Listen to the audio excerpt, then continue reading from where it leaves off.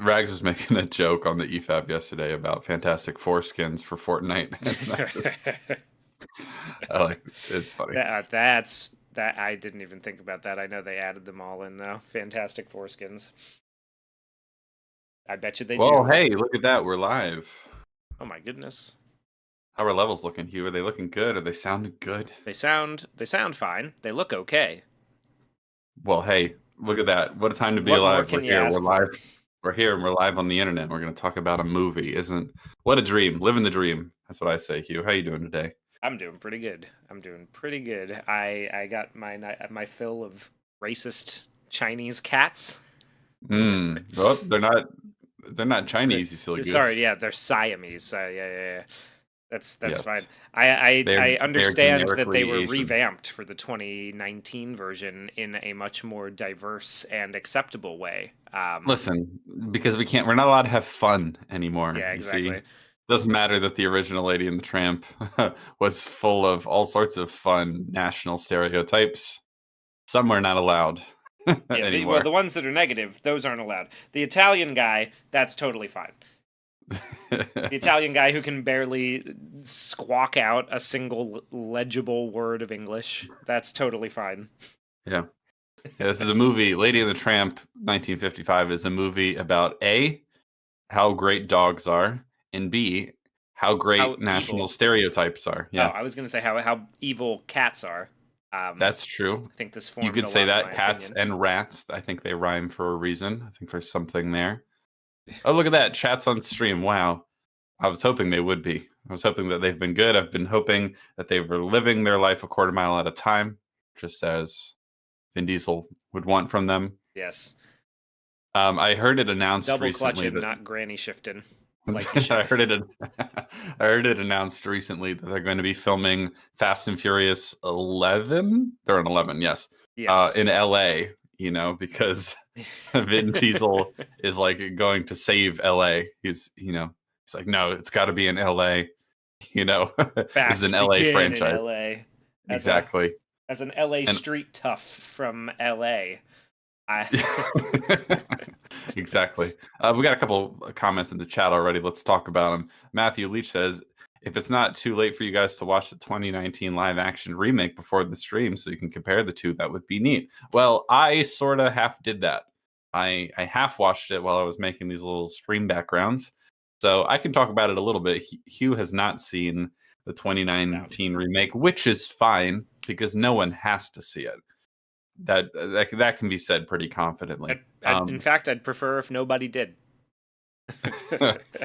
Yeah, we could talk a little bit about that when we get into it. Mr. Redhead says, out of curiosity, in your Disney arc, will the movie The Brave Little Toaster be included?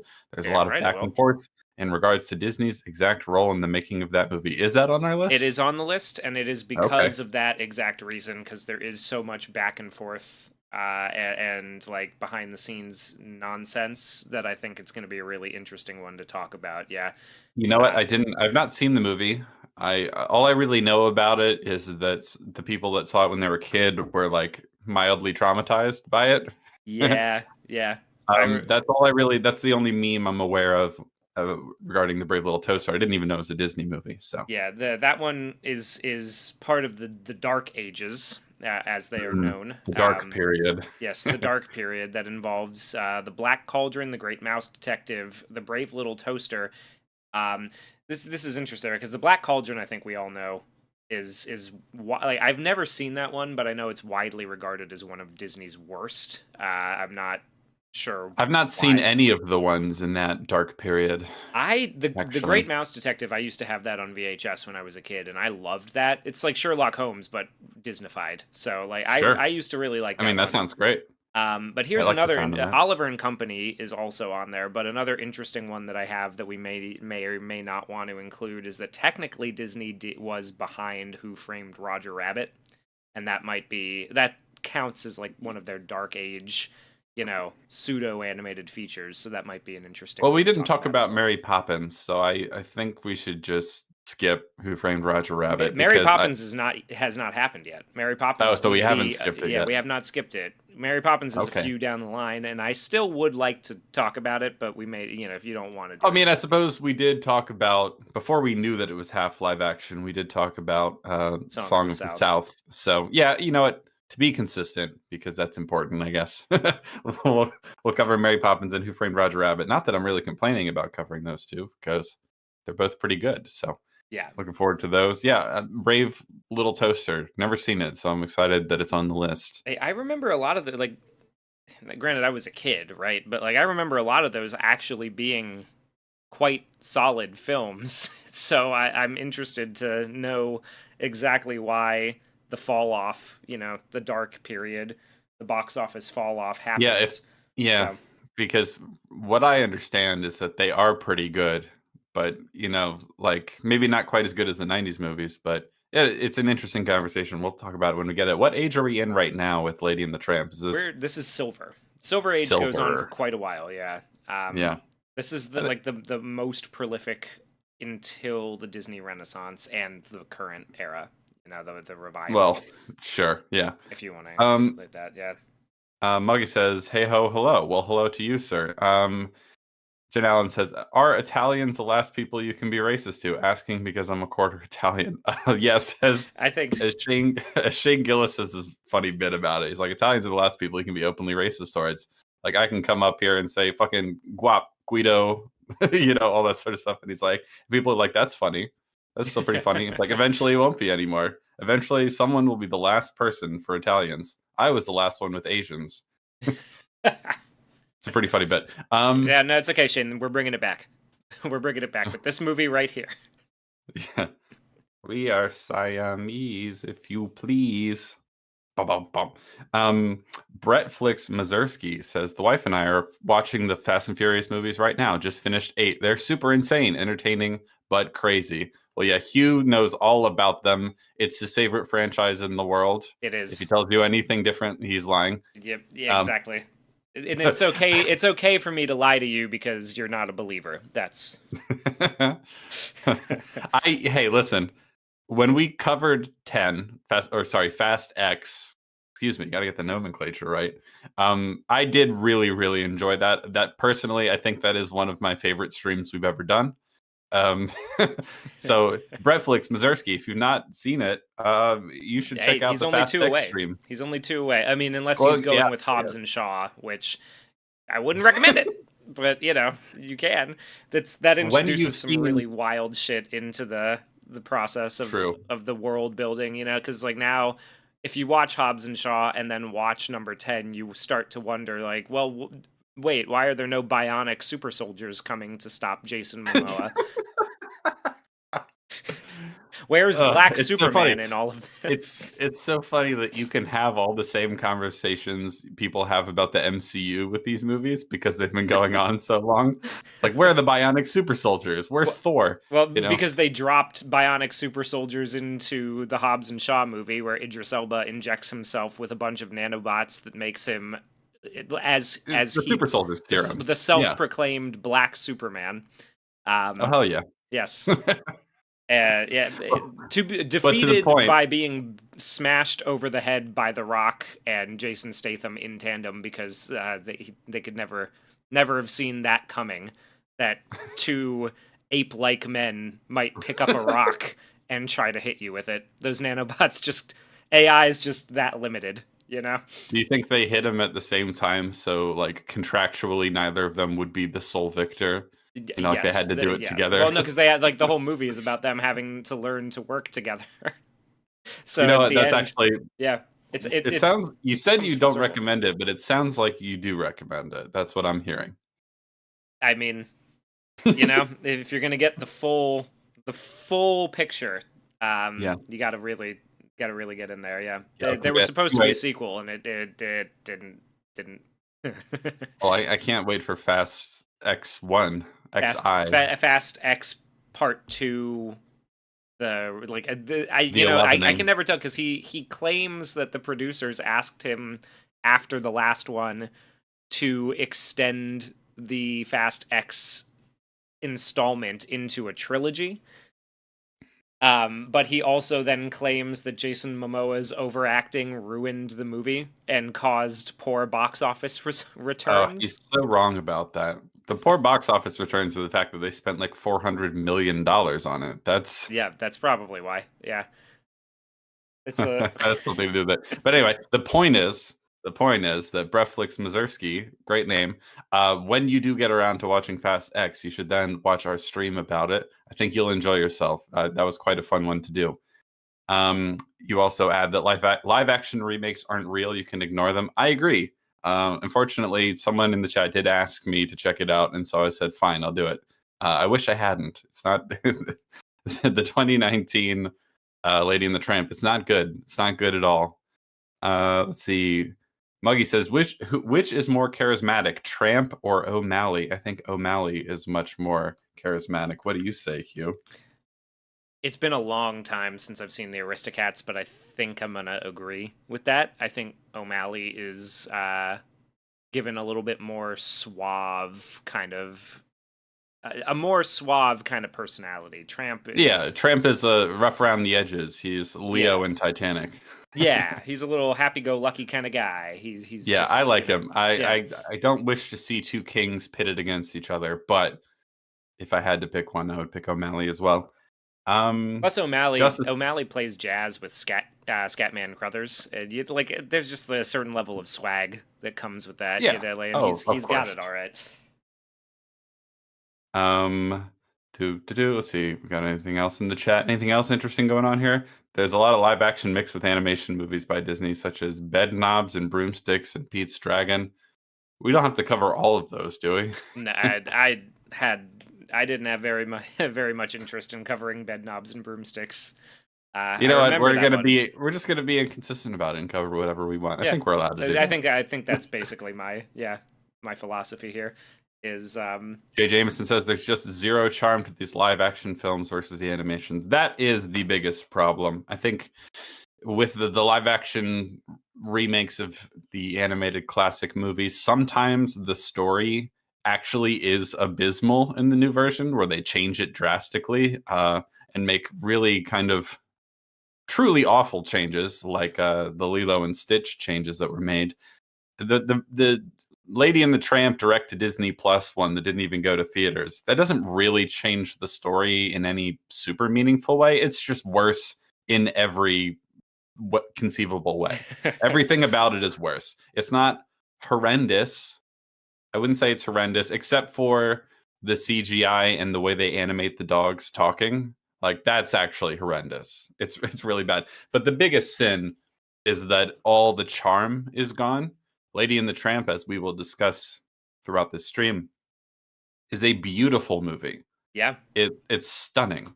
The This one animation is is incredible. superb. The character designs are really strong. They stand the test of time. They're iconic. A lot of the backgrounds are really, really pretty. The music is divine. I've said it before, and I'll say it again until they stop doing them along this arc. I love the old-fashioned Disney chorus, the choir Hmm. that they used so frequently in I guess we'll call them the Gold and Silver Age movies.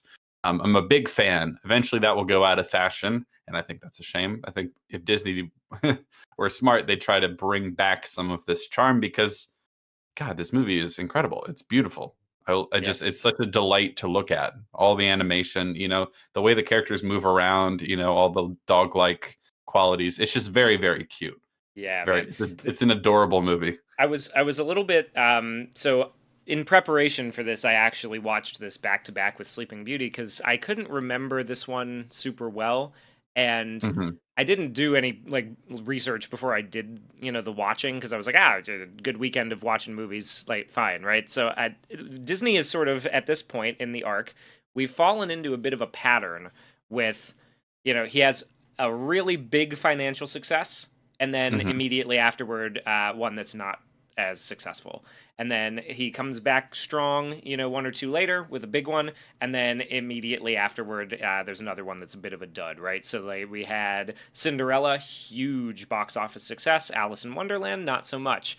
Peter Pan, colossal, and then this one was immediately after that. So I was kind of prepared to be like just like, oh, this one maybe is like, an underappreciated film, something that didn't make as much money as the rest of them and all that.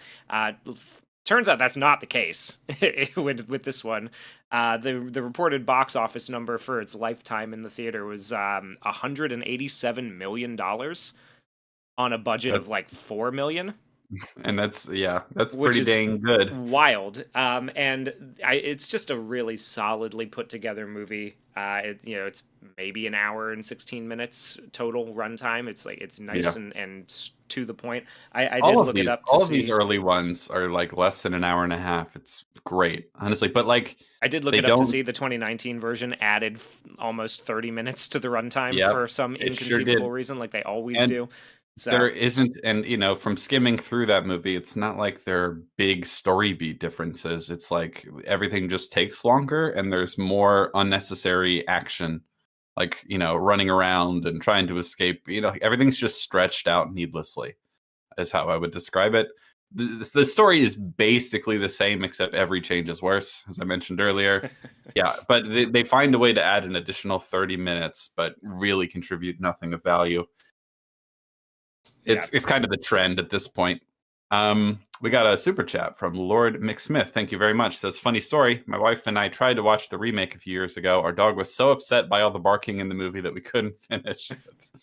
That's funny. My dog, who almost never responds and reacts to anything on the TV, when we were watching the original last night, he like really perked up at like when little baby lady is howling in the beginning of the movie and like whining, I should say.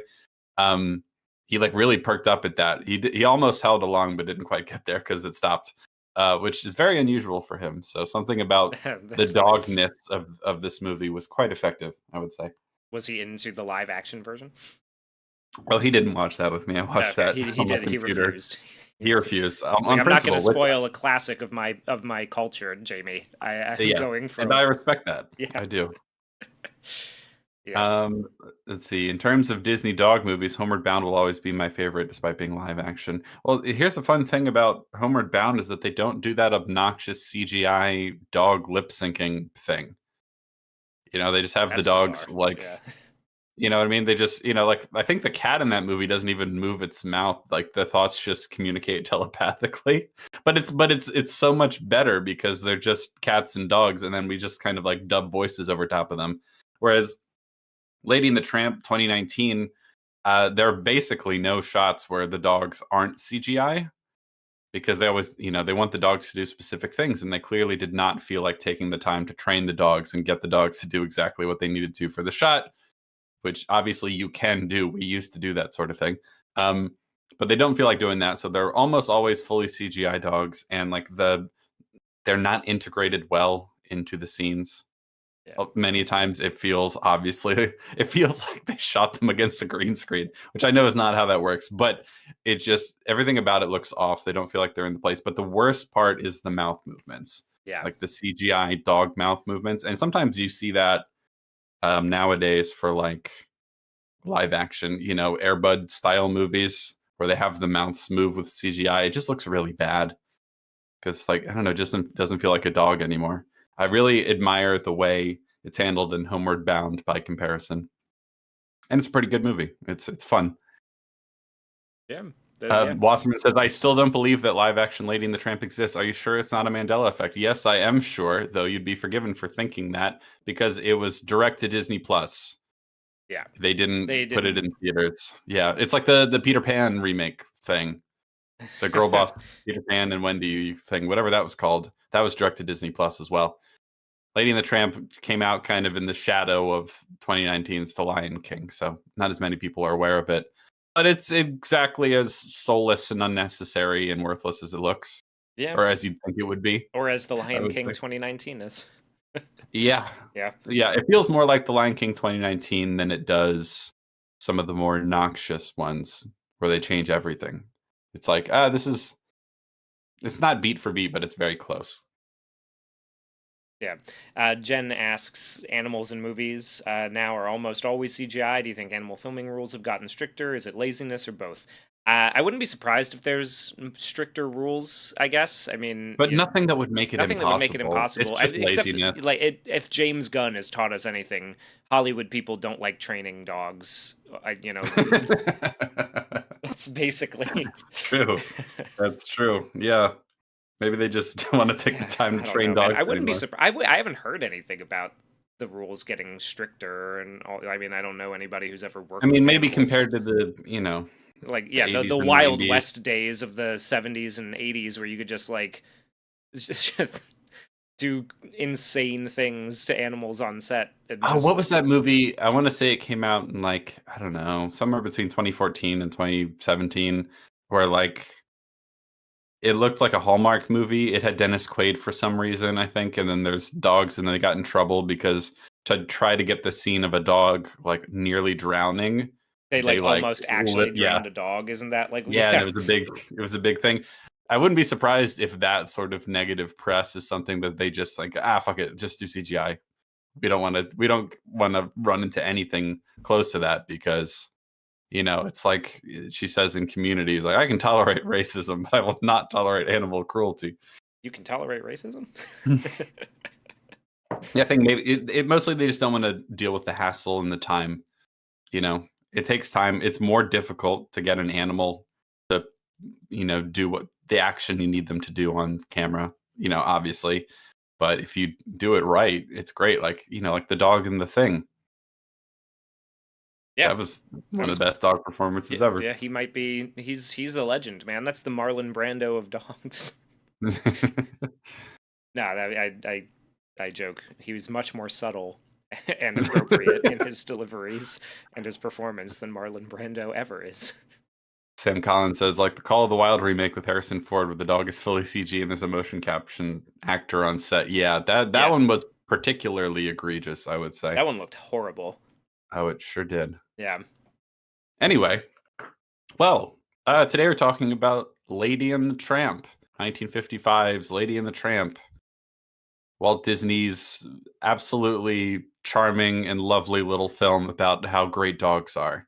There's a little dedication at the beginning of Lady and the Tramp that I quite liked. Let me see if I can pull it up. It's like a little dedication to dogs in general. Let's see if I can find it.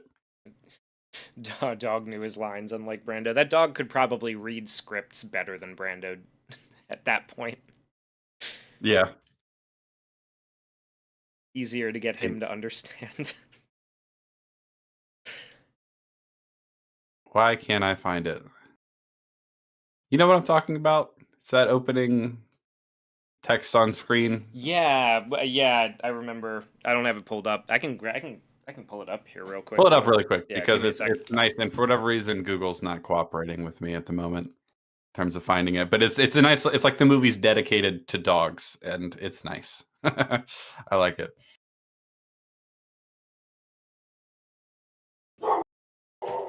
There goes my dog barking at nothing.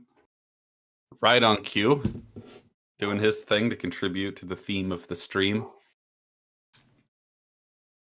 Anyway, yeah, today we're talking about Lady and the Tramp. The last one we talked about obviously was Peter Pan, so we're continuing the 2D animated theatrically released Disney film arc with Lady and the Tramp. While Hugh tries to find that quote that I was talking about, I suppose I will start with my opening thoughts on the film since no one asked. Lady and the Tramp is a pretty great movie. I only really have one major criticism of it, and it's that the ending feels a little rushed. But otherwise, I think it's beautifully animated. The songs and the music are great. I liked a lot of the voice acting performances. The character designs are incredible. They're very, expressive and fun to watch. I think the story is a really nice, simple sort of love story about. I think that the description on IMDb is pretty apt. It says the romantic tale of a sheltered uptown cocker spaniel dog and a streetwise downtown mutt. Yeah, it's simple. It's very effective. It's got a nice sort of wholesome story about the role of a dog in a family and all that sort of stuff. It's great. It's a Yeah. really, really great movie. I liked it way more than I thought I was going to. I watched it, I saw this probably several times when I was a kid, but going back to it, I didn't think I would like it as much as I did. It's kind of how I felt about Cinderella, honestly, is that I just, sometimes you have it in your head like, yeah, that one was good, but not as good as some of the other ones. And then you watch it like, no, that's actually pretty excellent. I Yeah. think Lady and the Yeah. Tramp is a pretty excellent movie. This one Yeah, at one point, blew me away a little bit how good yeah. it was. I didn't remember it being this this damn good. Well, we I've got the almost talked quote pulled about up whenever you're we ready. almost yeah, we almost talked about combining this movie with Sleeping Beauty, but I really think this movie deserves its own stream, as does Sleeping Beauty. Um, yeah, this is one of the better ones. I really, really like it. We'll talk about our rankings at the very end, as we typically do on this arc. But Hugh, what do you think of Lady and the Tramp? I loved it. I had the same, we like I said, we talked about combining this one with Sleeping Beauty. I did them back to back, and then I realized like I think there's enough to talk about in both of these individually that we don't need to do that. So Yeah, I was surprised, yeah, by exactly how much I ended up loving this movie. I kind of went into it expecting that I was going to be lukewarm on it, but the music is really fun. The animation is all incredible. The characters are great. And again, I came into it sort of expecting it to be maybe one of those forgotten Disney classics that doesn't get as much attention and maybe kind of flew under the radar. I was very happy to find that that was not the case. This is one of the biggest financial successes Disney had up until this point.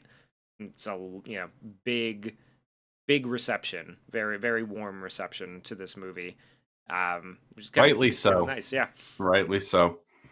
this It's is funny. It's funny how much of this movie I had forgotten in terms of what actually happens in it. I remember certain iconic images, like the spaghetti scene. Obviously, that was incredibly iconic.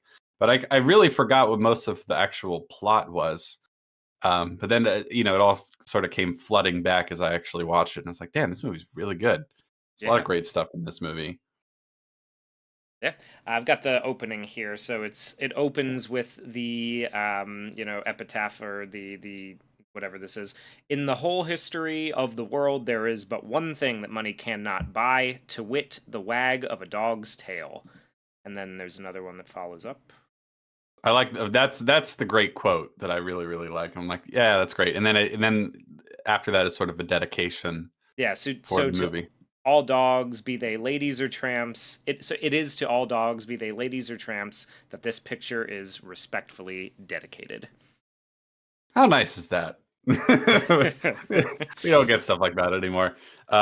Yeah, really great stuff. So the movie starts, as all these sort of movies do, with the like the overture and the credits before the movie starts.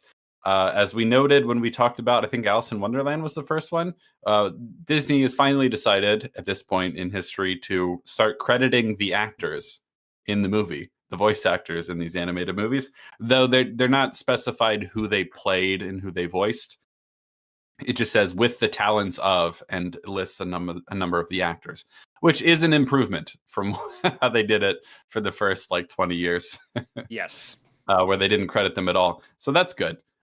We've started crediting them. That's a nice improvement. And clearly you can tell they're motivated not to make it obvious for the younger audience members that these aren't real dogs. You know what I mean? Like you can tell that when you go to Disney parks and stuff like that, that they're very committed to the bit and the roles with all the performers and stuff because they want it to feel real for the kids, so it'll feel magical and everything like that. So it just says with the talents of, and doesn't specify that they voice the certain characters. You know what I mean? Yeah, exactly.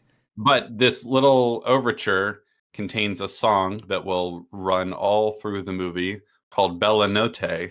And there's something really funny about Bella Notte, first of all, is a really, really pretty song. And it comes up in many different forms throughout the movie. It's the main musical theme running through the whole film. The lyrics, however, are like really, really comically simple, and I always find it funny. So the opening lyrics, are you ready? This is the night, it's a beautiful night, and they call it Bella Notte, which means beautiful night Beautiful in night. Yep. Italian. So that's pretty funny. This is the night, it's a beautiful night, and they call it beautiful night. Great stuff. Yeah. Love it. Man, poetry in motion. But the song's super, it's just very It's pretty. The it's a really orchestration, the heartwarming arrangement song. is very lush. Great. It's very Yeah. satisfying. It's got that old sort of kind of Broadway tinged, singer-songwriter, like Tin Pan Alley kind of songwriter sort of flavor to it. It's really lovely. It's really charming stuff. If you're interested, by the way, I have the original story that this movie is based on, and I have it loaded up here because surprised to find out it's a paragraph long, basically. Oh, really? Yeah, it was you can see it here, right on the side of the screen. Happy Dan, the Cynical Dog, a modern fable for grown-ups. It's like it's like a small column, maybe a couple hundred words. And You should read it. Read it to us, Phil. Tell us the story.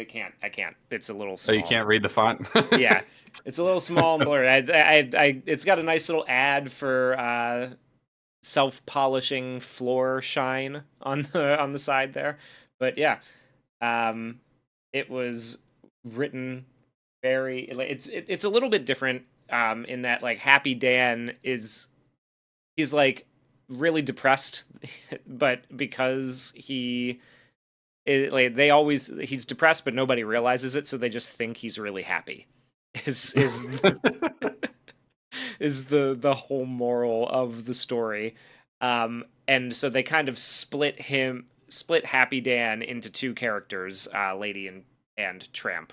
And one of them is optimist, well, the that's optimist, interesting. and lives a happy life with. Well, it's interesting people. because Tramp isn't really depressed or sad. He's like he's cynical. But he's kind of got like a tough exterior because he doesn't want to get attached to another family just to be abandoned again, that sort of thing. But he does have this sort of like happy-go-lucky, positive, enthusiastic attitude that he carries himself with, which is pretty fun.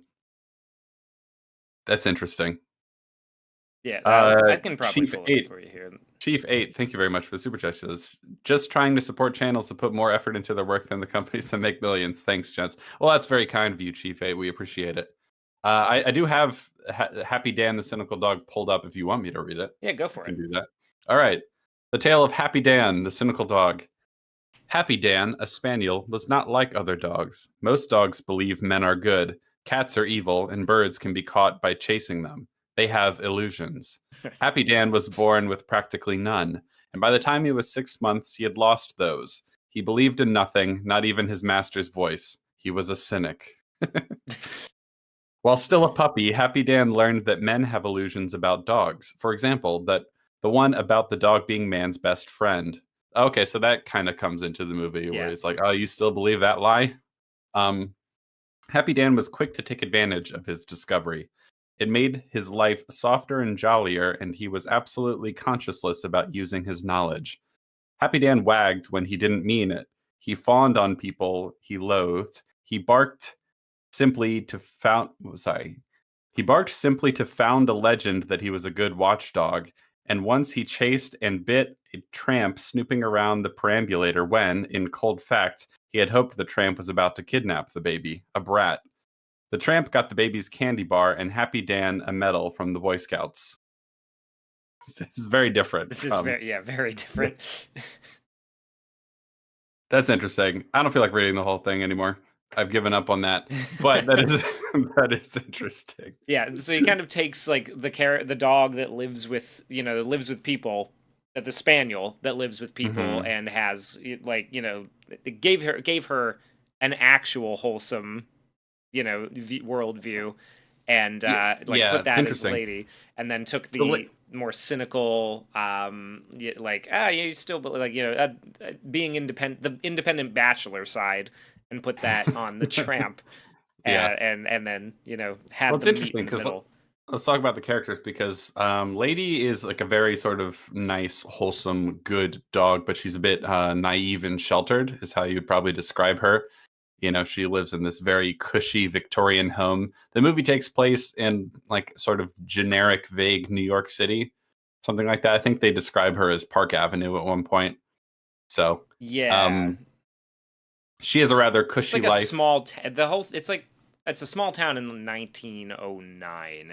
You know, it's like I think it's when It we were feels doing some very New research. York. Yeah, it's like upside New York or like somewhere in I think when we were doing some research on it, it was like, it's New England. It's vaguely New England. So, yeah. Yeah. Georges Rex says Dan sounds like a subversive. Yeah, he sounds like a little bit of a psychopath. Luckily, Tramp isn't really a psychopath. No. Um, He's a scoundrel with a heart of gold, a little Han Solo exactly. type. Hmm. Yeah, but he's very Han Solo in many respects. Yeah, and so I quite like, there's something really charming about when we're first introduced to Tramp. He kind of wakes up and he doesn't have, the cushiest life compared to Lady and some of the other dogs that we see in the beginning of the movie. But he wakes up and he's like, what a beautiful day. And he's just walking around with a big smile on his face, like he's very content with his life. He likes being independent. He's kind of given up the idea of, like, he's very cynical about his relationship with humans and that dogs are really man's best friend and all that sort of stuff. He sees dogs that have this sort of suburban life where they're on leashes and in fenced in backyards is like, they're being trapped, and he's free to do whatever he wants, man, everywhere. And basically, not everywhere he goes, but in the beginning of the movie, he's like deciding which restaurant he wants to go to. And like everywhere he goes, people are like, "Oh, what a nice dog," and they give him a little something. Like I think he goes to the Italian restaurant and they give him a bone and stuff like that. He's got a nice little life he's Yeah. living. I We love do see some. the moment where he's just like, which one? Oh, I haven't been over here for a while, and I'm just like, yeah, this reminds me of like some of the stray cats in my neighborhood that like like my girlfriend and I have named, and so like Mhm. when they come around every now and then, we have different names for them. No idea where they come from, but Yeah. they show up. Yeah, but so it's interesting that they sort of took those two characters and kind of split them up and made them, as Disney often did, made them more wholesome, but not like, this movie is very nice and wholesome. It's kind of funny if you look at the trailer. I suppose since we're talking about the movie now, we can switch to the other backdrop, and you'll see the trailer playing in the background. There's a funny bit in the trailer and in some of the early posters for the movie where it says like Disney's happiest film yet. Like that was their big marketing idea. Is that this is Yeah, the happiest one. And it's like, yeah, it is a pretty happy movie. yeah, It's, not that the other ones were incredibly sad or anything, but this one is decidedly happy. It's a very wholesome movie, but it doesn't feel particularly saccharine. Like everything about it feels pretty well earned, I would say. Except the ending feels a little rushed, but we'll get to it when we get to it. So the movie opens with a nice overture and the choir singing Bella Notte. Oh, what a night, what a beautiful night. And they call it Beautiful Night. And then it sort of transitions into like a wintry Christmas time. And we hear a song that is it's original to this movie, but it sounds very much like Silent Night in many respects. And we sort yeah. of slowly zoom in this Yeah, that's nice. definitely not New York though. On that town that they're zooming in on. It's like Yeah, a bunch of little house. It's like a suburb. It's like a bunch of little houses all on their own lots and horse-drawn carriages coming through these big wide streets, like yeah. yeah. Well, it's turn It's of the gorgeous, man. century. It is gorgeous. It's kind of generic where it Yeah. takes place. Yeah. There are things that definitely feel like New York City later, like New York City as it not as it might have been in the boroughs, and stuff like that. Yeah. Anyway, so we're zooming in, beautiful, lovely scenery and all that stuff, and then we see. I I quite love this is one of my favorite details about the movie. The two adults that are named Jim Deere and Darling. Because that's what That's they call each because other that's in the what they yeah. call each other. Oh, that's such a great little detail. I love that. So Jim Deere gets Darling a Christmas present, and it's a little puppy, and it's Lady, a little cocker spaniel, and she's a very cute, adorable little puppy, and they're playing with her. They put a big bow on her and everything like that. And then it's like, all right, now we're getting ready for bed. So you sleep in this little basket in the kitchen, and you stay here. Okay, we'll give you a little blanket, give a little newspaper for you to pee on, I guess. Because we If you- just expect that the puppy's gonna know this shit. Like But- Jim Deere, train your dog. You son of a bitch. They tuck her in like she's a baby too. Mhm. It's like it was one of those things that I I found really like kind of funny about it is like he goes upstairs, he's just like, nope, nah, see, like you hang out in this basket, and this is where you belong. And she just keeps following them, and he just sort of he kind of like lectures the dog as like, oh Hmm. yeah, no, you stay here. It's like, is this why Hollywood people are so bad at training their animals? Because they all use this movie as as Well, the it's a model. it's a nice, charming little It thing is where cute. like he's like no, you got to be firm with them or else they won't know who's master, you know. Yeah, But yeah, then it keeps like the dog keeps, and I like the way the like lady when she's like running around is like slipping and sliding on the tile floor and everything like that. It's all just kind of fun, charming, cute animal stuff of which early Disney movies were quite fond. And but there's a little swinging door to the kitchen that it keeps pushing open and close and stuff like that, and keeps trying to follow them, right? Which of course it would. It's a yeah. little tiny It's a baby dog. puppy. Yeah, and so eventually they put a little chair to block it in, and then it starts whining. And they're like, "Hey, keep it down there, lady." And eventually, it pushes its way out, comes all the way upstairs, starts howling at the edge of the bed, and so they bring it into the bed and they let it sleep at the foot of their bed, Yep, and the dog's all happy now. classic. It's very cute. And then we do a nice little transition where we zoom ahead to however many months or years later, and now Lady is fully grown, still sleeping at the foot of the bed. So like just it's a small detail, but as a point of comparison, in the 2019 movie, it's functionally identical, obviously with none of the charm and beautiful shots and anything like that. But the dog sleeps between them instead of at their feet. And it's a small detail, but I feel like it's important Yeah. because it just feels wrong comparatively. Anyway, so she's sleeping at the foot of the bed. One of the real quick, one of the things that I really liked that it did, especially like, that this part did, is she sits and she howls, right? And then he stomps on the ceiling, and he like shakes it around and is like, "Hey, you stop that now!" And then she keeps going, and then lifts her ear up because she's like, "Oh, I got a response. This is good, right? Like they are paying attention to me.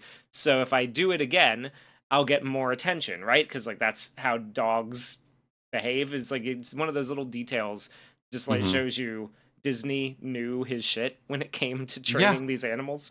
Like he understood how dogs behave and how they respond to stimulus. Is really it's a really nice thing to see, especially when most dogs in movies now are like kind of like crypto. You know? yeah, yeah. Georges Rex makes a good point that I was going to bring up soon as well. Everything's shot like at the dog's eye level, and so for most of the movie, the human characters are like standing up and out of frame, so you never really see their faces. Right? It's a nice little touch, and I think it's a great little choice in terms of the visual style of the movie. Speaking of the visual style of the movie, I think this is probably worth mentioning. Let me just double check that I have this right. I believe this is the first Disney film to be in like a widescreen aspect ratio, and yes, it is. So, Lady and the Tramp is widescreen. It's in scope. It is has an aspect ratio of 235 to 1 because it's the 1950s, and We can do all across Big stuff's all across happening. all across the film industry, they're worried about television replacing them. And so they go, we got to do something that they can't do on TV. So they're like, what about widescreen, baby? So, yes, as this is in the middle of the 1950s, this is the first one to have a sort of widescreen image. And I think it looks really nice. I think they use it really effectively. And one of the things that's really nice about it, instead of having the height that Peter Pan and Cinderella and all of them had, because those were all almost basically 4:3 for all intents and purposes. Um, this sort of wide, thinner aspect ratio like is really nice for framing things, especially when you have a bunch of dogs hanging out, and the way that it sort of frames out the human characters as Yeah. well. I don't know, they just used it really effectively, I would Your say, horizon in this line is film. at a nice the horizon is at a nice level, you know. If the Yeah. horizon is, you know, right Where's around the like goddamn horizon? exactly. It's at the top. It's at the bottom. The horizon is closer to the top than the bottom for pretty much all of these shots, and that works very well in its favor. Yeah, I think it's just it's a nice as soon as it started, I was like, "Oh, whoa, is this why is this one widescreen? That's weird." And I was like, "Oh, right, because it's the '50s, that's why." Yeah. Anyway, it's just a cool little detail, and I think it makes for some really interesting shot compositions, you know? I'll share a couple on screen right now, actually. I'm gonna send them to Hugh as you keep talking. I wanna show the fine people just how gorgeous this movie is. Okay. A Yeah. lot I of mean, I've got one pulled up right here actually. So they. show it to him. Give it to There him, we go. Hugh. This is maybe my favorite shot in the movie. I think it's something we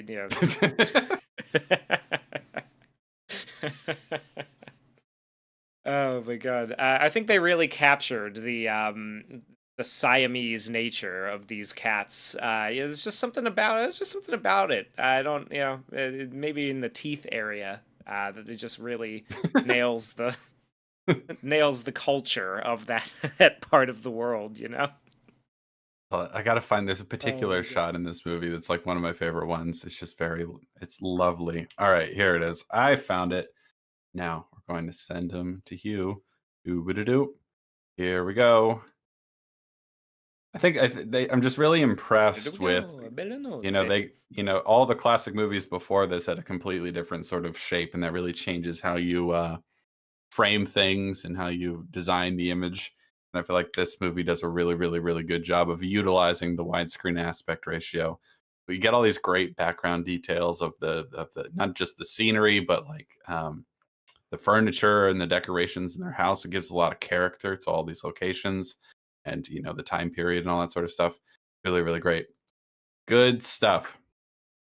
Anyway, Yeah, I was but hoping you were gonna grab at least one of the Christmassy one. This one is gonna be entered in on my rotation of Christmas movies, I think, uh, just because of how much it plays into the theme, especially at the beginning and the end. So this is the opening shot or one of the opening shots, um, and I absolutely love the way that they do that.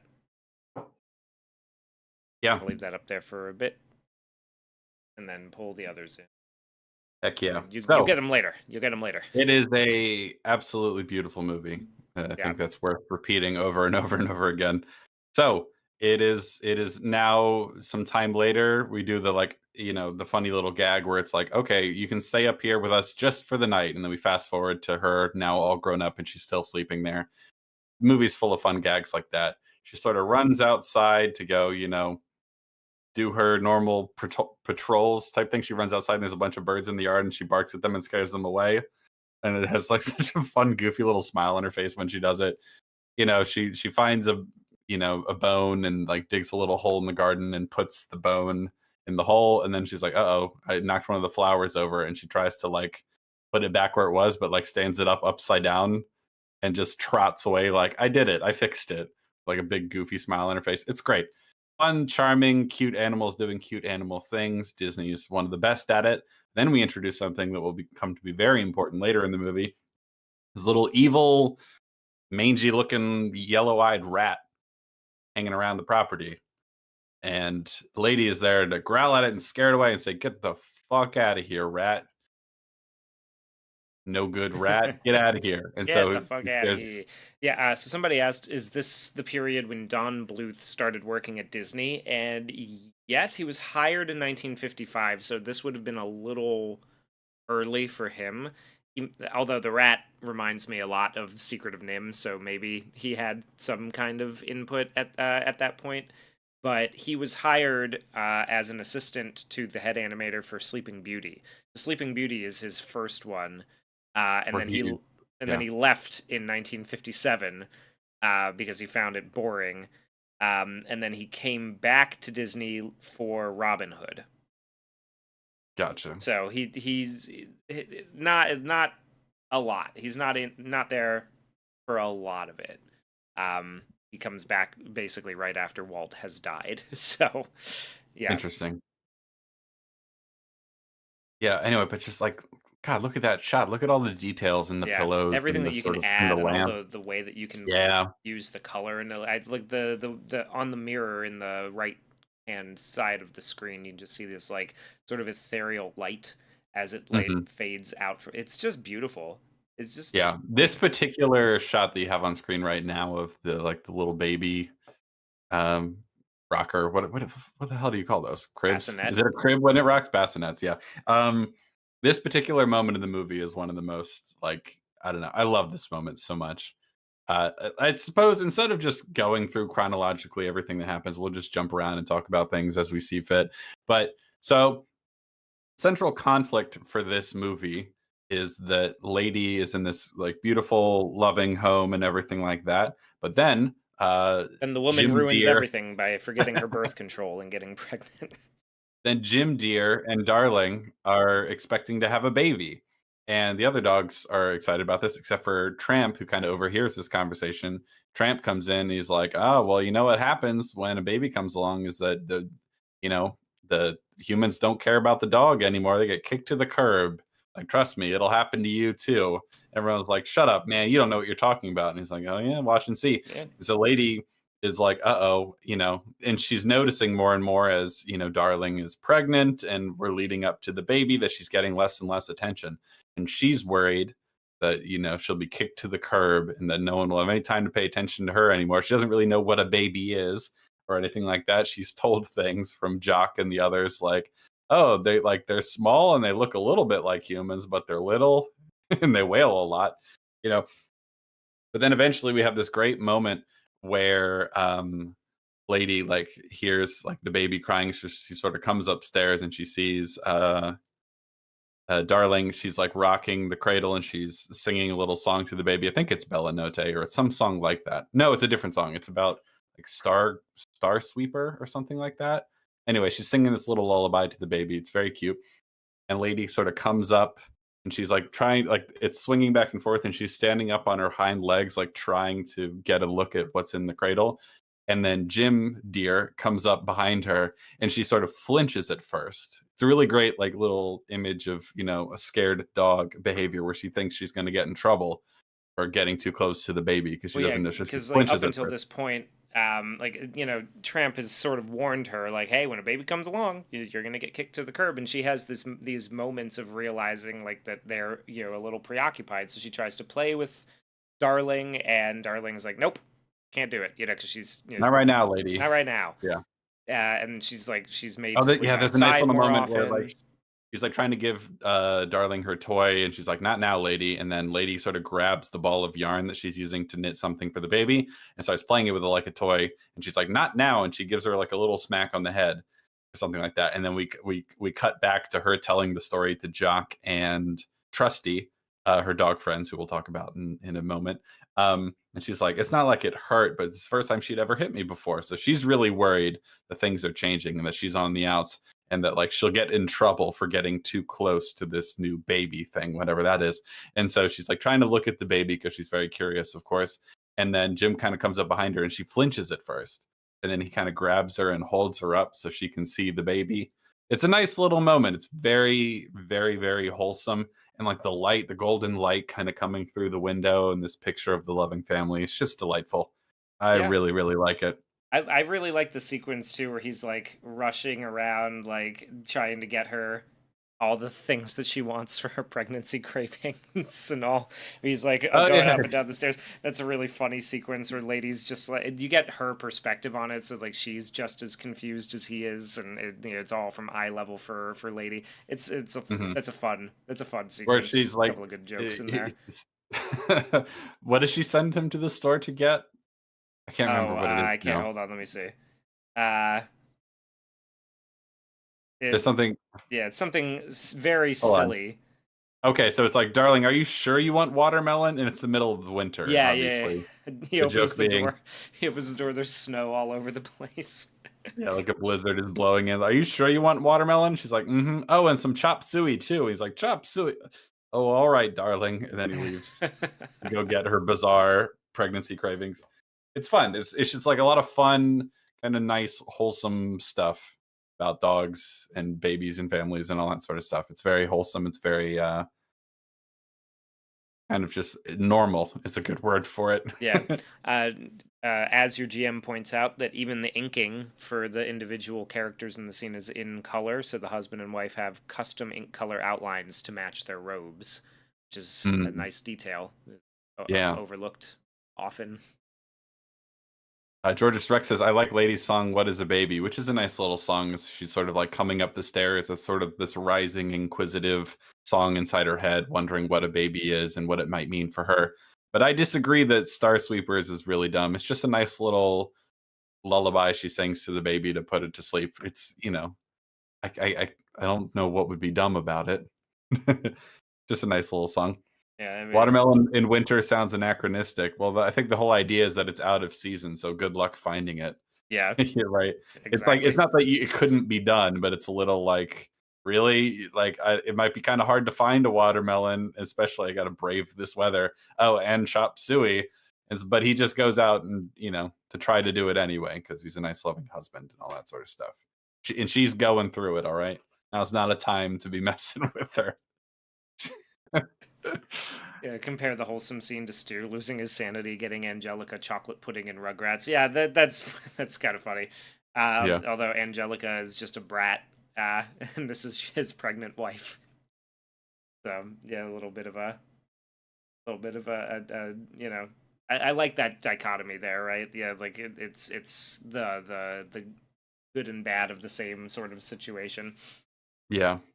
Yeah, the baby too. I might want to try to grab a screenshot of this at some point, but the baby is drawn like in a much different way than the rest of the scene. Yes. When you It's a when they little pull it it's a back, little strange. it's a little, yeah. It's more like one of those like Hallmark cards that you would send to your grandmother, Yeah. I or can that show you it to you get if you want from if your you want to grandmother. put it on screen. Yeah, I'll try to grab a screenshot. Hold on. I got it. Okay. I got you. Don't worry. Is this it? Yeah, that's the one. It was a little distracting at first. It looks like it's been penciled in. Yeah, it is. It is strange, but kind of. I would say like basically everything animation wise really works for this movie except for like a couple tiny little things. Like the baby is a little strange looking compared to the art style of everything else. And also there's a scene later where Tramp is fighting the rat that like some of the motions there look a little wonky. But otherwise, it's beautiful movie. It's very well animated. They get a lot of the behavior and the details right. So anyway, rewinding a little bit, we see sort of ladies every day. She's kind of making her rounds. She's burying a little bone in the yard and all that sort of stuff. She And then makes catch of the fucking century when the guy throws the newspaper. oh yeah, she's going places. Yeah. Um, this little funny bit where they like pour a little tea into a saucer for her, and it's like, don't give your dog caffeinated tea. It doesn't need the energy. All right. Got plenty of energy. You don't need to give it any caffeine. Anyway, but then they give a collar to Lady, and it's like, as someone mentioned in the chat earlier, it's like she's been made, you know? Like it's like Yeah. this it's official, right? She's got a collar, it's got her name on it and everything like that. And she goes to show it off to her friends. Jock, who is a Scottish terrier with a fun Scottish accent, and Trusty, who is is it a basset hound? He's a bloodhound. Bloodhound, big kind of dopey bloodhound. And the fun gag with him is that he lost his sense of smell, but don't tell him. Like, He because he doesn't takes, know that he's lost his sense of smell. Yeah. yes. Or don't tell him that Sir, we know. yes, exactly. Sir Marhouse, thank you very much for the super chat. Says, I'm behind. Referring to the dedication to dogs, I yesterday heard Sturgill Simpson's 2021 song Sam, which is a eulogy to a dog. Very good bluegrass song. I have not heard that, but I'll check it out. I like me some bluegrass. Yes. Yeah, the baby is a little it just looks out of place. It looks like it just a Yeah. different animation style, essentially. Yeah, and But I wonder what the reasoning behind that is. Is like, is it supposed to make it like particularly like draw your focus to it in particular? Because I don't know that it works entirely, because it doesn't. no. It just feels like it's part of, like she says, it feels like it's part of the background. Um, Yeah. Yeah, it Yeah. looks like, sometimes you can tell in old animation when something's gonna move and when something isn't gonna move Yeah, based on exactly. 'Cause how it's it's based on how drawn. it's drawn. Yeah. Even if it wasn't, like, actually going to move, if it just looked more alive like the characters around it, that would have been better, I think. But aside from that, it's a really cute scene. So, we're introduced to Jock, little Scottish Terrier, and Trusty. I like the name Trusty, and I like the other fun gag with Trusty is he's always going on about his grandfather, Old Reliable. First of all, I love that his name's Trusty and his ancestors have names like Old Reliable. Like it Yeah. just runs in their family that they have names that refer to how reliable they are. But he's very forgetful. He used to be a working bloodhound chasing criminals and all that sort of stuff, but he sort of lost his sense of smell and now he's a sort of domestic dog and everything like that. And then the other fun gag is that he's always like, "Oh, just like my grandpappy, Old Reliable used to say, "Oh, I bet you I haven't told you about like Old Reliable before." And he's like, "You have many times." And he's like, "Oh." And then the fun payoff for that gag, which happens At three or the four end, yeah. times in the movie, at the very, very end, when he tells Lady and Tramp's little babies about Old Reliable, and he's like, "Oh, I reckon I haven't told you about Old Reliable before." And they're like, "No, you haven't. Please tell us." And he's like, "Oh," you can tell he's so excited, and then he just Well, like, forgets. like at first he's just like he goes like, "Oh, yeah, you're right. Wait, what? You said Yeah, I haven't told you?" And then he can't remember and then what he he was can't going to actually say. remember what Old Reliable used to tell him. It's a fun gag. I think that's kind of like the final gag of the movie, and then the movie just basically ends. It's a little abrupt, but it's a nice little callback. It's a nice little uh, bit of writing there. So she goes to tell her new friends about her new collar and everything like that, and she's very happy about it, as you might expect.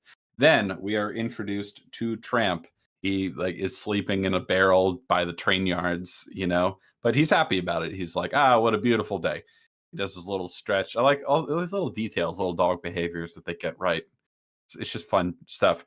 He passes by some dogs Yeah, for sale in a window, and then he's like, "Oh, look at you little guys." Because he's a tramp and he's like, a ruffian a little bit, but he's got a heart of gold. He's got a little soft spot for kids and stuff like that. It's nice details. It makes him a very charming character, I would say. yeah. When we establish his sort of heroicism pretty quickly, right? His we set up his conflict with the dog catcher. Hmm. He's got a running feud with that guy, and he frees two of his friends by distracting the dog catcher with his antics. He pulls on his leg and leads him on a little bit of a chase, and gives the other two time to escape. So we set up Yes. his heroic character right from the get Hmm. go. Yeah, I And it's like that. eventually we'll eventually find that this is an old fashioned dog pound. I mean, some still do this, obviously, but you know, dogs that are there too long, they get euthanized. Is very much the implication. So it's not good.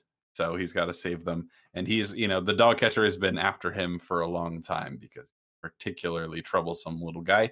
Um, and in running from the dog catcher, he finds himself into this sort of suburban, very, very nice neighborhood where Lady and the other dogs are. And he's marveling at it. And it's like, wow, look at this place. They even have fences around the trees, keep you from peeing on them. Boy, like, what a life dogs here must live. And so then we're introduced to Lady who's like, something weird's going on with my humans. Tramp overhears this and he's like, see, they must have a baby coming. And then, as we mentioned, this is when he plants the seed, like like when a baby comes along, that means that they're gonna have no more time and energy and attention for you, and then you'll be out on the street like me, because he's hardened by years of living on the streets, essentially. A street rat Um, and a princess. Where have I heard this one before? yeah. Yeah, and so then we're getting more of the detail. Is Excuse that a me. Sorry. sneeze? Yeah, it was. It sounded like a whip cracking sound effect. Um, Anywho, so then we see, some of these details we mentioned already, like of like how things are changing with the baby on the way. There's the going out in the middle of the winter to go get chop suey and watermelon. There's, like going up to the room with the cradle in it and meeting the baby and everything like that. But then the big change, because she's worried that they aren't going to love her anymore now that the baby's on the way. But we get that little scene that basically implies that that's not the case. They just have other things on their mind because the baby's more important, but they still love the dog and everything. They're showing her the baby. It's a nice happy family moment, but they're about Yeah, to go it's a on nice a trip. it's a nice, like, sort of the first, like, maybe half of the movie. Basically, it's a nice conclusion to that story for Lady there, right? Is like that's the Hmm. first big conflict that she has, is that she's not sure her place in the family. And then it's Hmm. resolved because it's just like, no, no, like, yeah, here's the baby. And so everything's fine again, everything's cool until Jim Deere Things are and about Darling go on They're going on a vacation. little trip. They go on a little trip, and then they have is it Darling's sister Yeah, Aunt Sarah or something like that. Some bitch. coming by to watch it? Yes, some bitch comes by. She brings her cats, and she's gonna watch the baby, and she's gonna watch the house for them while they're gone for a few days. Um, And so she brings her cat, and she is not very kind to Lady. She's always kicking her out of the room. She's like accidentally locking her out of the house and stuff like that. She does not care for Lady at all. Lady wanders downstairs and she finds a basket with Aunt Sarah's two cats in it. And this is where we get the Siamese cats, the "We Are Siamese, If You Please" cats that sing a little, definitely not racist song. It's so funny. I love it. I actually kind of really like this song. I don't Oh yeah, know. it's really catchy. It's Yeah, fun. I'd like is it racist? It Well, is. it's certainly not intended to be insulting or anything like that. It's insensitive, not racist is Yes, probably a yeah. better word for it. Like many of the classic Disney things we've talked about, this is clearly not intended to insult anyone. It's just a caricature of a of a faraway culture that they, don't really care to get too accurate, if you will. It's just like, Yeah. they're Siamese, they're from Asia, they're Therefore from the they are Orient mischievous and they somewhere. have big buck teeth. Yeah, yeah, it's a caricature for sure. There are other caricatures in the movie too of other, there's not even just other nationalities. There's caricatures of like different regional American accents later when we get to some of the dogs in the pound and all that sort of stuff like that. There's a sort of like white trash stripper type caricature Yes. as well. There's a Mexican Chihuahua dog. It's like my sister Rosalita Chiquita, like she, all that sort of stuff. And then there's a Yeah. Russian one. The Russian one is like an existentialist philosopher. What I mean? There's all sorts of these weird little caricatures, but this is the one that obviously, unsurprisingly, people would take the most issue with. But I would not describe it as racist. Yeah, the thing about it, like, to me, is like it kind of shows the difference between like cat people and dog people, right? Is like this woman brings her obnoxious cats that Hmm. tear the entire house apart. And Trying. then but then they play like the victim and blame it on her. It's a lot like the Yes. cat in Cinderella as well. I mean, they're really like effective narratively in the story. You know what I Yeah. mean? Like, because this is why it's like I don't have a problem with it at all, and I think it's actually good for the story that they're sort of like foreign cats, right? There's some, like these weird like new strangers that have kind of invaded, your like her space and everything like that, and like there's something different about them. She's not sure whether she can trust them, and they sort of like Well, yeah, this they should cause a bunch of chaos and rip the house apart, and then they go like, "Oh, there's a baby upstairs. Hey, we could go steal that baby's milk." And then she's hmm like, excuse me, to, I just had to yeah. save my fish friend." And Yeah. so she gets up there and is just like, "You're not going anywhere, you you little Asian fucks." And Yeah. they completely, use that against her. It just feels like it's classic storytelling tropes. Yeah, It's not about them being Asian, it's about them being strangers, right? exactly. Yeah. And foreigners, and like, they have different, goals and motivations, and they like, you know what I mean? And they're little foreign invaders into her little home, and they're mischievous and duplicitous and all that sort of stuff. It could have been any nationality, it wouldn't have really mattered. That's not the point of it at all. Yeah, But and they then function. God, Go dude, ahead. when she takes her to get the muzzle afterward, I'm like, if I Mm-hmm. knew a person like this in real life, like, this bitch would never be allowed in my like never be allowed in my home to watch my dog or my kid. Yeah. Yeah, and I, like the cat in Cinderella, they sort of like, when Lady is chasing them and trying to get them from stealing the milk from the baby and all that sort of stuff, like she accidentally knocks some things over on accident, and then the cats are laying on the ground like, "Oh no, she got me! Oh no, poor me, I'm the victim here." And then Aunt Sarah comes down and it's like, "You stupid dog! I can't believe you done this." And then they go to the vet and they put a muzzle on her, and it's like, those goddamn cats. It's because cats are evil and mischievous, and you can't trust them. Can't trust them. Can't trust them at all. Nope. Nope. Nah. They are real. The real problem, not babies, cats. Yes. Muggy says True. those yellow-bellied milk-stealing jerks. What? Why yellow? Why yellow? Why yellow? Why would you? Why would you specify yellow? That seems. Ugh. I don't know, man. Need to rethink your privilege here. Anyway, so now she's, you know, got a muzzle on, and she sort of runs away because she hates it, you know, and she runs into the tramp, who's like, oh no, she gets chased by dogs. This is a nice little detail for, developing Tramp as a character. She's running around with this muzzle on, and she's getting chased by evil dogs, because there's some evil, thug dogs too that are chasing after her and everything like that. And Tramp steps in to fight them all off 1v3 because he's just a Chad like that. Yeah, Yeah, and he I love successfully the little fights them all off. animations, like, because he's kind of like when they do it, it's like he's kind of toying with them. Like there's this one Yeah. where like he's kind of on the ground, but he's got a few of them around him. One of them puts his leg down in front of him, and he like gnaws up the leg, like Gomez kissing up Morticia's arm a little bit. So it's Yeah. kind of like he's just being like, I can do this all day, all the way Yeah. up there. I also love the Yeah. little smirk that he gives when he's looking at them 1v3. Like Mhm. it's great, man. This animation is so good, and like it The characterizes character him so yeah, well. I totally agree. There's so much charm and personality, to his like character design, but also his little smirks and little stuff. It just like he always has this big smile on his face. You know what I mean? Like Yeah. he's like there's so much to like about his personality in this movie. And so once he fights off the dogs, which he does pretty handily, I should say, is pretty impressive. I like the detail that there's three of them. He scares off two of them pretty easily, but then there's one who's really committed to fighting, right? And so he has to best him. It's a nice little detail. And then he's like, "Oh, you poor thing with this muzzle. We got to help get this muzzle off you." So, and then he kind of grabs it and is like walking her. Yeah. He's like, mostly he's just carrying around the leash, but like, I don't know, it's just a nice little detail that they're sort of walking together.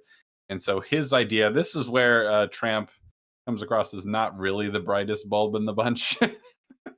But he has this like overly elaborate plan to sneak into Central Park, like a Central Park Zoo kind of thing. And so they go into the zoo, but he has this like really over elaborate plan. Instead of just sneaking past the guy when he's not looking, he concocts this plan to blame some guy coming out, like because dogs aren't allowed in the zoo, and so he pretends to be that guy's dog, and then he gets those two guys to start fighting with each other, and then sneaks past them. Like, I don't know if any of that was necessary, Tramp, but that's all right. Yeah. Well, you know what? He's having fun. He's having fun with it because then He certainly is. I mean, he certainly likes to cause mischief that will become clear if it isn't already when he's like chasing the chickens for no reason.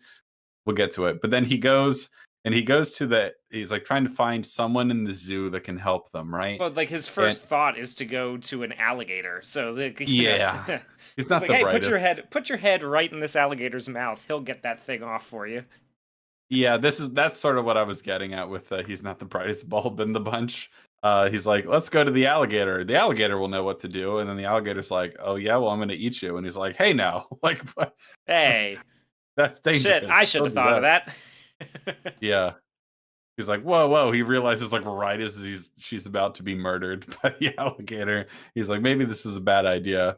It's like, I think even for you, Tramp, that was a pretty stupid move. Then they eventually come across a beaver, who has a very fun sort of whistly voice, like all the S's whistle. And he's like a carpenter, and he's being very like elaborately precise about his craft, trying to whittle down this tree and all that sort of stuff. This is Right. where Tramp actually gets to be a little bit clever. He like convinces he shows his like crafty con man sort of entrepreneurial spirit where he's like, hey, if you're having trouble getting this log down there to your dam, then maybe you could use this muzzle. You can tie it to yourself, you could tie it to the tree, and then you could drag the logs down and save yourself a bunch of effort. And so he convinces the beaver that he can have it for free. All he has to do is get it off lady. And so he eventually like bites down on the thing and breaks it off.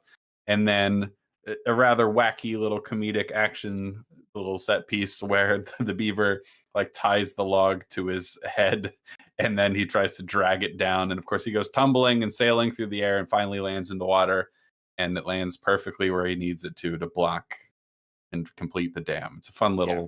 fun little set piece, fun little action scene for the kids. Good stuff. Yeah. So we get a little bit of He also of says that Tramp he being can't go to the monkeys. Chap's dad, he says, like, I like the detail animals can't talk to apes because they're too close to humans. That is yeah. Yeah, it's kind fun. of fun too. Yeah. Yeah, I agree with Georges Rex that it should be the sheltered, naive lady who goes for the alligator, not the streetwise tramp. You would think so. You would think so. I like him being clever with the beaver, but the alligator plan, I'm like, oh, come on, Tramp. You're smarter than that. Yeah. You should know. You should know better than that. You just fought off 3 rabid dogs. You fought off 3 random strays and then caused like did this elaborate chaos causing distraction to get in here. Like, Yeah. maybe take a breath. So after he successfully gets the muzzle off lady, he's kind of showing her around the town. He says, "Oh, you got to come to this restaurant. I know they love me here, and it's Tony's Italian restaurant." And he comes out back, and Tony's there this time, and then he introduces her to lady, and Tony's like, "Oh, we'll treat you right. We'll give you the best we can." And so they set out a little table for them, and they make them all the food. I mean, this is full of Italian stereotypes, but they're mostly positive ones, so no one gets mad at that. Yeah, this is also like where he shows it's like, hey, being a stray means that I can go like, on Monday I go to this group's house and they feed me, what they eat on Mondays, and then this family gives me their corned beef and cabbage on the other one, right? On Yeah. Tuesday nights. And then, I can come here and everything. And he's sort of selling the idea of like being a free range dog. Yeah, like a stray in town where everybody likes dogs, right? Yeah. And He's trying to show her that the stray life is. We can probably take the Siamese cats down. By the way, sure. At this point, yeah, I think we can take them down at this point. I don't know. Yeah, I feel like they're pretty okay. Yeah, we'll get them out of there. Yeah, but to your point, he is showing her around. He's like, see, being a stray, it's not so bad. People will give you free food out of the kindness of their hearts. You get to go wherever you want, go on little adventures, do whatever you want. This is great. You don't need to go back there. He's sort of a kind of a little bit of a bad influence on Lady, as you'll see even more so. But this is the honeymoon part of their little escapade. There's a fun little detail when they're at Tony's restaurant, where Tony's like, oh, like, now tell me, what's your pleasure? A la carte dinner? And then he just barks and he goes, okay. And he says, hey, Joe, butcher, he wants a 2 spaghetti special. And he's like, heavy on the meatball. He's like, Tony, dogs don't talk. He's like, he's a talking to me. Like, okay, he's a talking to you. You the boss. Mamma mia. I like when he comes out, he goes, oh, look, he got a girlfriend. And the other one comes out, hey, look, you pick up a cockerel Spanish girl, huh? It's like... It's great. They're so funny, man. Yeah. See, they can't talk to apes, but the Italian can understand Tramp's dinner order. I think he just gave him whatever he wanted to give him. I don't think he actually understood, because the movie makes it pretty clear, like, when it's time to talk to the humans, the dogs just bark. Or maybe Italians are lower than apes on the chain. is what they're Oh, trying to jeez. say. I suppose anything's possible. That's not the interpretation I'm going with, but I suppose it is a plausible interpretation. Oh, jeez. He's a talking to me. Okay, he's a That's why talking to Louis you. You the Prima boss. is King Louis in the Jungle Book, because Mamma mia. he's this close to being a human. He's an Italian. He's this close to being human. He just needs to figure out fire. Oh, Jesus. That's pretty good. That's good stuff right there. So then they do the iconic they're eating the spaghetti and oh, they have the same strand of spaghetti and they accidentally kiss and then she's all bashful about it. And Tony and the other guy, but no, what's his name? Joe.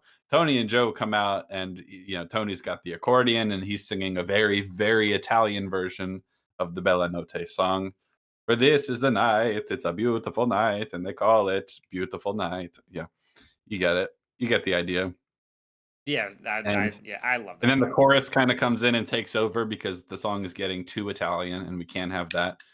No, not in 1955. They sing a lovely little song. We see them roaming around, looking at the stars, and all that sort of stuff. They have their little scene like in Cinderella where they're falling in love, all that sort of stuff. And they wake up the next morning, and she's getting a little bit of like, oh, cold feet. I better get back home. And he's like, why? You don't need to go back home. Like, look at this.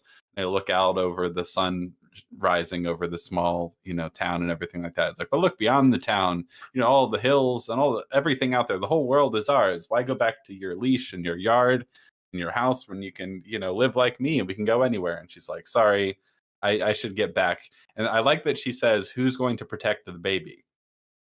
Who's Yes. going to protect the baby? I'm like, see, that's a really interesting thing because she sort of realized that her place in the house is to be there to help protect the baby. Like that's her purpose. That's her, where she fits into the family. Because the whole beginning conflict for her is like, uh-oh, things are changing in the family. Where do I fit? What's my place? What's my role in the hierarchy of this house? What's my job? How do I fit in? And so, her job is sort of to protect the baby from, those evil cats, from the Yeah, rat earlier in the she's movie. got to protect the baby from the Asians. Yeah, got to keep them away from their unholy influence. Yes, exactly. And so, she says, who's going to protect the baby? And Tramp's like, you know what? You're right. Let's head back. And then as they're heading back, they pass someone who's got a little chicken coop. He's like, hey, before you go back, why don't you come chase some chickens around with me? And she's like, oh, I don't know about that. He's like, oh, come on, it'll be fun. It's like, we're not going to hurt the chickens, are we? He's like, no, we're just going to scare them a little bit. It's fun. Come on. So they go into a hen house. He chases a bunch of the chickens out. He's chasing them around the yard. They're freaking out. And he's like, isn't this the best? And then the owner comes out. He's like, hey, you The farmer stupid comes dog. out strapped to the nines and Yeah, starts with a fucking. shotgun. He Starts comes out with a blasting. shotgun. He's like, Well, anyway, I anyway, I started started. blasting. Yeah, exactly. And I she's love like, how "What's that?" And he's ready. like, that's the cue that means it's time to go. And I so love then how we'll ready these old Disney characters were to just like come out shooting. Like when Oh yeah. Geppetto woke up in the middle of the night and pulls the gat right from under his pillow. He's Yeah. like starts blind firing as soon as he hears a noise. Yeah. Silvermania makes a good point. We haven't talked about yet. A detail that he quite loves is that the tramp never has a definitive name throughout the film, something they unfortunately missed in the straight to DVD sequel. Well, I never saw the sequel, but yes. In this, he's called the Tramp, essentially. And when he goes to different places, like when he goes to Tony's restaurant, they call him Butch, but like the implication is that he has a different name everywhere he goes. Like each family that he sort of, or like restaurant that he goes to, where they give him free food, they know him by a different name, kind of thing. He's a chaotic, ambiguous figure, right? He lives on the margins. He lives on the streets. He doesn't have a definitive home. He doesn't have a definitive name. And so she has to kind of like learn a little bit from him about the real dangers of the world and all that sort of stuff. But she also has to civilize him, Yeah. and bring Yes. him into civilized society, which is what she does in the end. It's a nice little story. It's very simple, but it's very effective.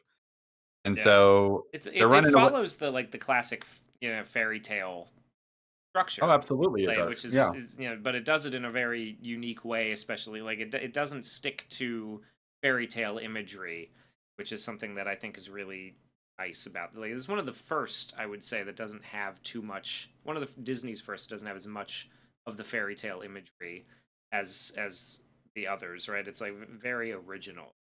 It's all like just in this one yeah, little I'd town with say these so. little dogs, you know. Yeah. Yeah. Oh, definitely. Yeah, but it has like a very strong kind of fairy tale like story. I was joking with Jem when we were watching it that they grew up in the lap of luxury and then she's cast out into the world of poverty, just like the Buddha.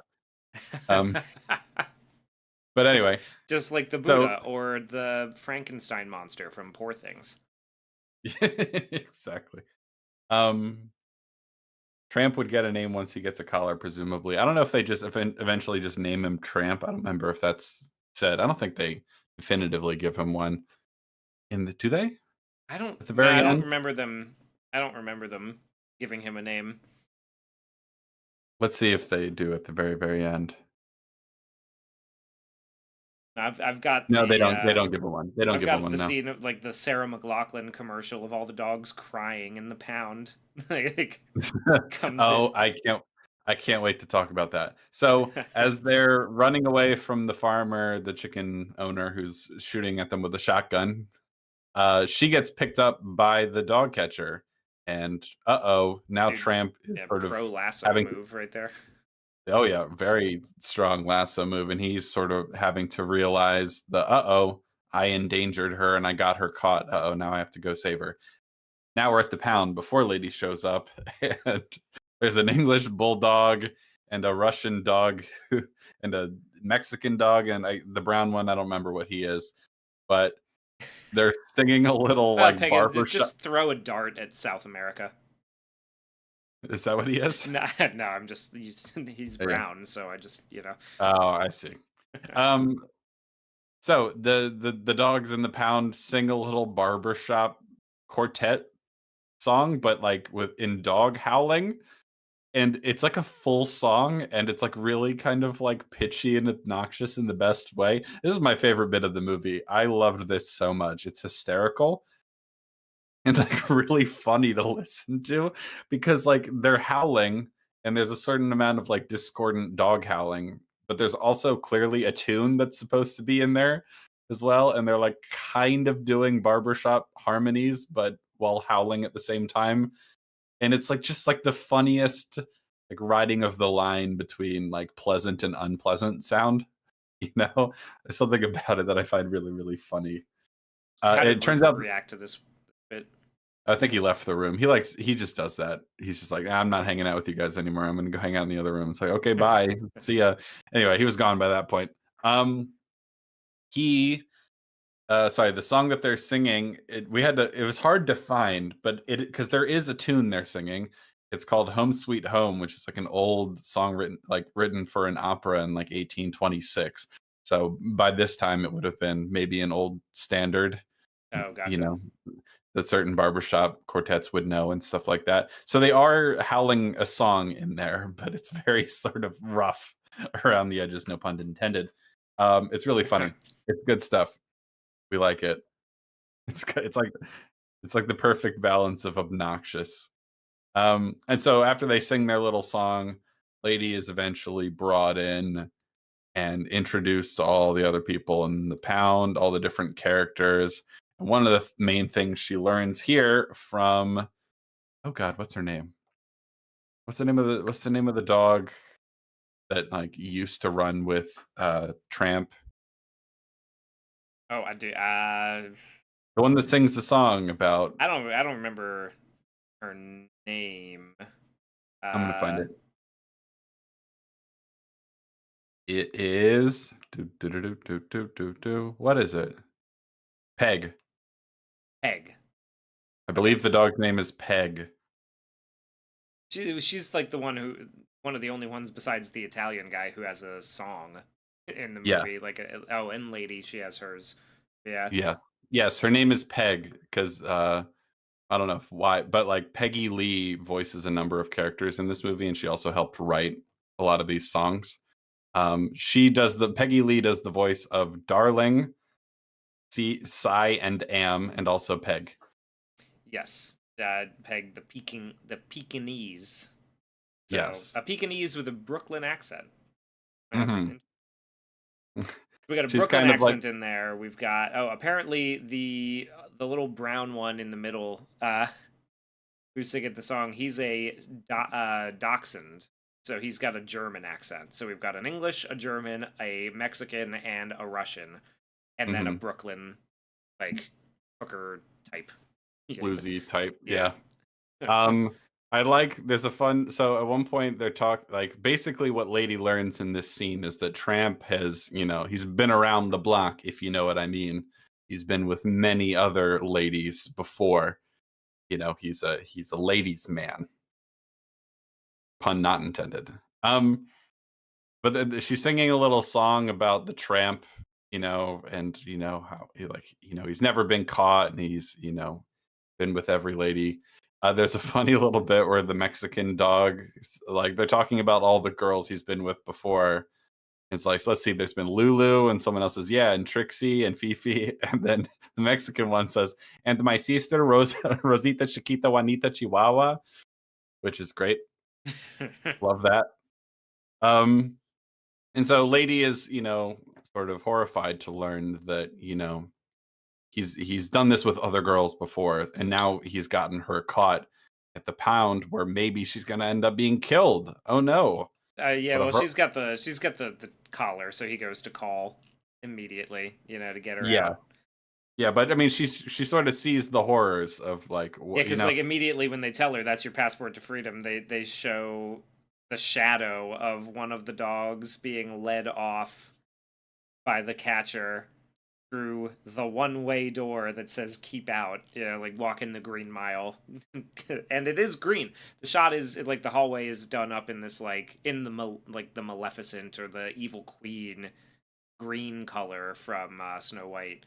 Um, Yes. yeah, which is Classic Disney trope. yeah.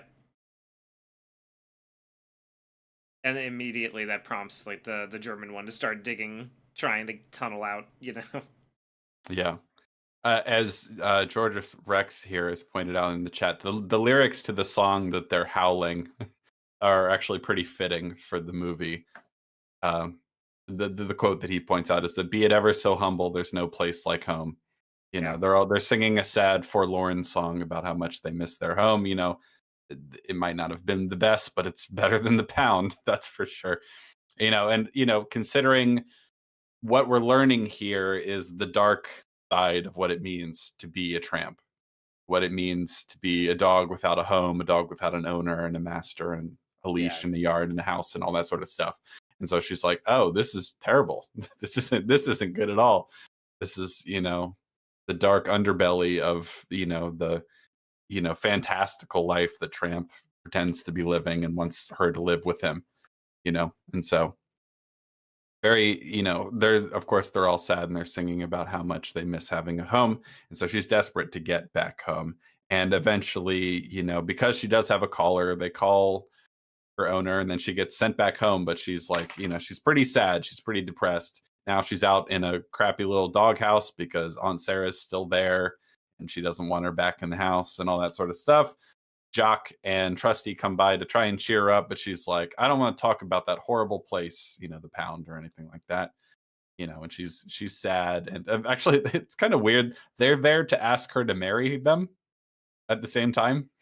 It's kind of like an odd yeah, detail. yeah. That is They're strange. yeah, I don't know about that. That's Yeah, just I don't. that's an interest. I don't. Yeah, I didn't quite get that one. But Trusty and Jock are like, well, someone's got to marry her, so it might as well be one of us. And so let's ask her at the same time and see who she picks. Okay. But she doesn't really want either of them. She just wants to be left alone. She's sad and she's depressed and all that sort of She's stuff. been forced into a doghouse because Aunt Sarah's still here, being a bitch. Hmm. Yes. But then the tramp shows up and he's here to like, apologize and all that sort of stuff and try to, well, he doesn't really apologize, but he's like trying to make it up to her, trying to like get back into her good graces and all that sort of stuff. I'm trying to remember what he says because it's interesting how this conversation plays out. Um, where is he? Doo-doo-doo-doo-doo. Other funny detail about this movie is that he's always calling her Pidge. It's in short for pigeon, but a lot of times the way he says it sounds like bitch. He's like, "Oh, bitch, come on." Not out of place in Boondocks episode, maybe. Yes. Anyway, he shows up and he's like, "Oh, hi, boys. Anything new in the Kennel Club set?" And they all kind of like shun him. They turn their back on him. He's like, "Oh, I picked up something for you." Like has a bone, Kennel but she Club doesn't want set anything to do is with him. kind of a fun joke. What is it? The Kennel Club set Yeah, is yeah. kind of fun. Yeah, he's riffing with them, trying to lighten the mood, but they don't want anything to do with him. He's like, "Looks like I'm the one that's in the doghouse." They're like, "If this person is annoying you, Mrs. Lady, we'll gladly throw the rascal out." Like, "That won't be necessary, thank you." He's like, "Oh, come on, it wasn't my fault." So like he's not really ready to mature and apologize at this point for like getting her into this mess. He's like, "Oh, come on, it's not my fault, I thought you were right behind me. Like when I heard they taken you to the pound." And she's like, "Don't even mention that horrible place." She's crying. She's like, "I'm so embarrassed and I was so embarrassed and frightened." And he's trying to cheer her up and he says, "Who could ever harm a cute little Trick like you?" And she's like, "Trick? Trick? That reminds me, who's Trixie? Hmm?" And Lulu and Fifi and Rosita Chiquita, whatever her name is. Which is a great little detail as well. Yeah. And he's like, "I don't need you to shelter and protect me, you know. And so, they have their little falling out because he's not really ready to mature and apologize yet at this point. So he leaves, and she's there in the doghouse, being sad and everything. We're at the low point. There's a great little detail where like she tells him off and tells him to get out of here, and so he leaves, and then she kind of comes out to see if he came back, and he didn't. And then Yeah. she's even more sad, because she's really hoping he'll like turn around and like plead his case and prove his worthiness and actually apologize and all that stuff, but he doesn't. He just leaves. And then she's even more sad. That's a great little detail. Yeah. Great little character moment. And so now she's sad. Oh, but the rat's back. That evil little rat. He comes, he's sneaking through, but she's tied up to the doghouse, so she can't really chase him Yeah, away. she can't. He's yeah. She comes around. She's trying to let that aggression out. She's trying to take her anger out on the rat and keep the baby safe. And for some reason, the rat really wants to go after the baby. That's Yeah. yeah. I mean, yeah. It's happened. It's happened before. Yeah, I'm He sure it wants has. Yeah. so it's sneaking up into the house in the rain. Of course, it's raining now. It's raining and thundering because it's the dark climax of the movie. And so Aunt Sarah leans out the window and's like, "Lady, shut up. I'm trying to sleep up here." Oh, but then the rat sneaks into the window and lady's, barking and pulling at her chain and all that stuff. And the rat has snuck into the house. And then she sees Tramp and he's like, "What's going on?" It's like, "The rat, it's getting to get the baby. You have to go save her." So Tramp runs into the house and he's like, Nosferatu. Nosferatu, yeah. The rat really does have Nosferatu vibes. It's pretty evil. I like the design of the rat. It's good stuff. So Tramp comes up and first of all, there's some really great lighting. There's a great moment in particular where there's like the dark, foyer of the house, and then lightning lights it up, and you see the silhouette of Tramp. There's Yeah. a lot of great little design choices like that. It's just a really stunning movie. Anyway, The way that it uh, the camera when in their fight right between the tramp and the rat when yes, it stops and then shakes the whole thing every now and then it'll yeah, go side to side. The way the rain looks is incredible. yeah. This is a really well done sequence. I love this. It's very, Yeah. very cool. I'm gonna send you an image to show on screen. Actually, there's kind of two you can show back to back that are fun. So, um, yeah, it's just of that corridor. It's a little like two little matching shots from different points in the movie to show like how stylistic the lighting can get in these films. You know what I mean? Like where depending on what's happening, you can get real fun with it. But yes, Tramp. He comes up into the house and he finds the rat in the bedroom. Oh no, gotta stop him. And so then he gets into a fight with the rat and he's chasing it around. They're growling at each other. And like you said, the camera's doing some really fun stuff where like it shakes on impact and things like that. Yeah. So we got the scene with Eventually, Lady there, and then I'll put the Tramp one up in a second. I'll just let people take that in for a bit. Like that's the earlier one where the yeah, baby is as a point of born. comparison, yeah, when the baby's born. Yeah. And then they basically use the exact same frame, but it's when Tramp is coming into the house. And first he's in complete darkness, essentially, and then the lightning illuminates him, like his silhouette. It's really, really cool. It reminds me of how they do silhouettes in that like fight scene with the deer and Bambi. You remember that?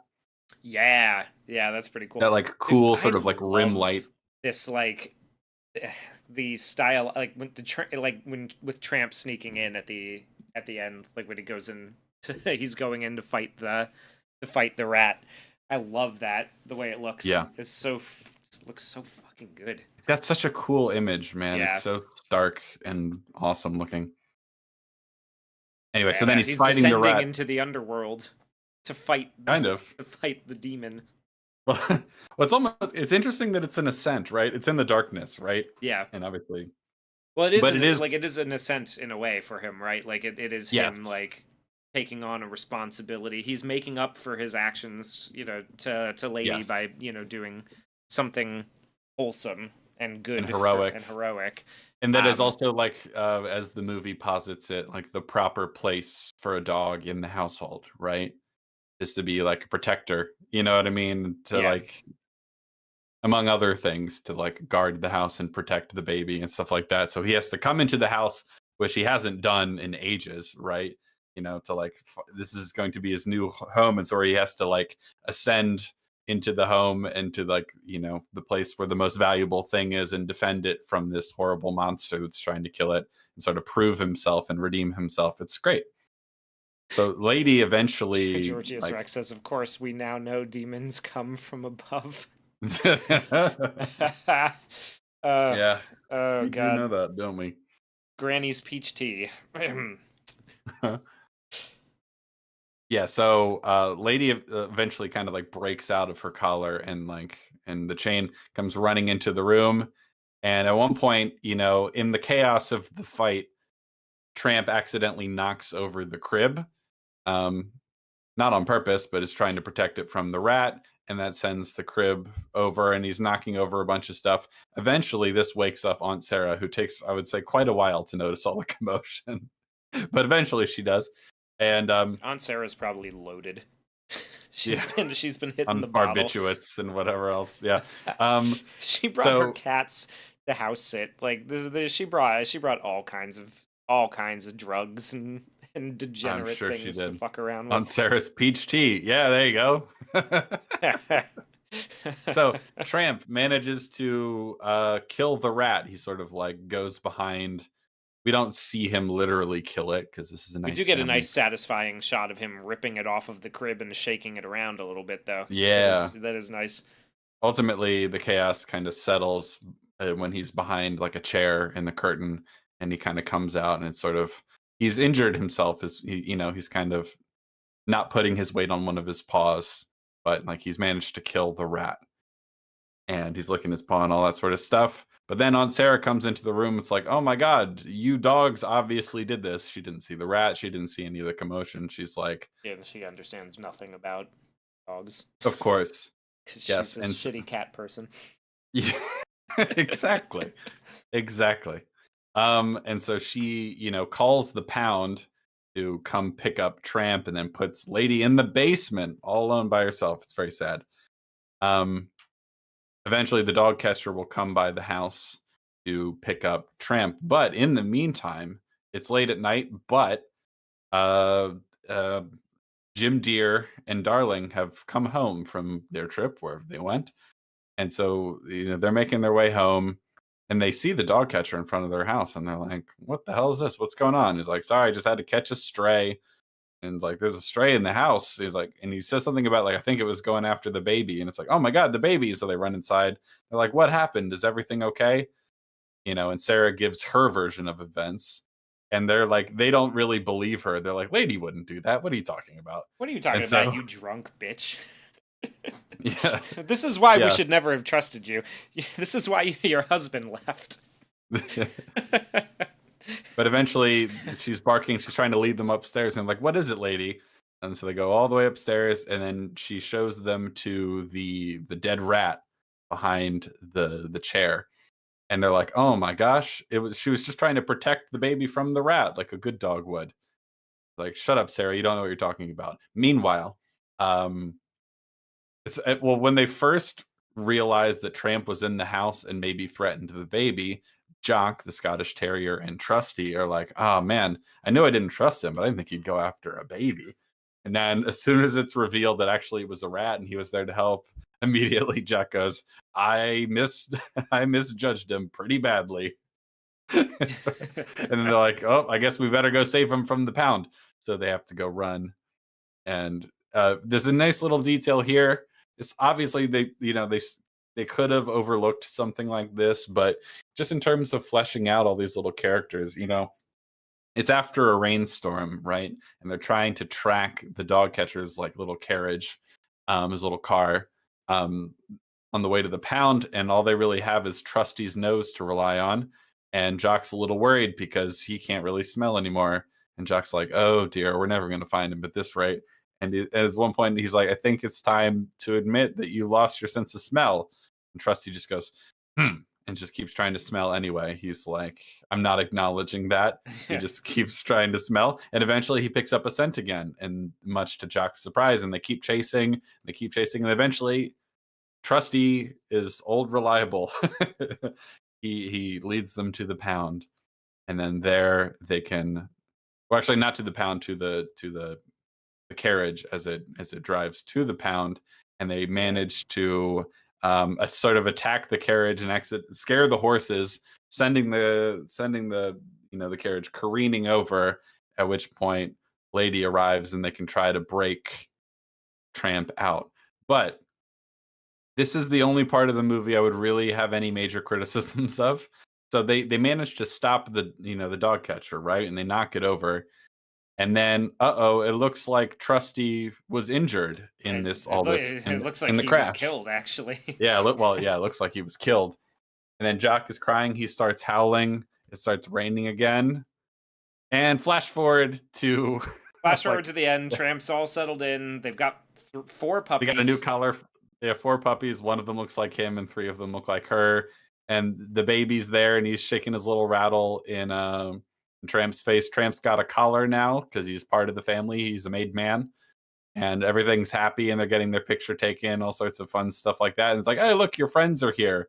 And oh my goodness, it's Jock and Trusty, who did not die, as they would say in Muppets Christmas Carol.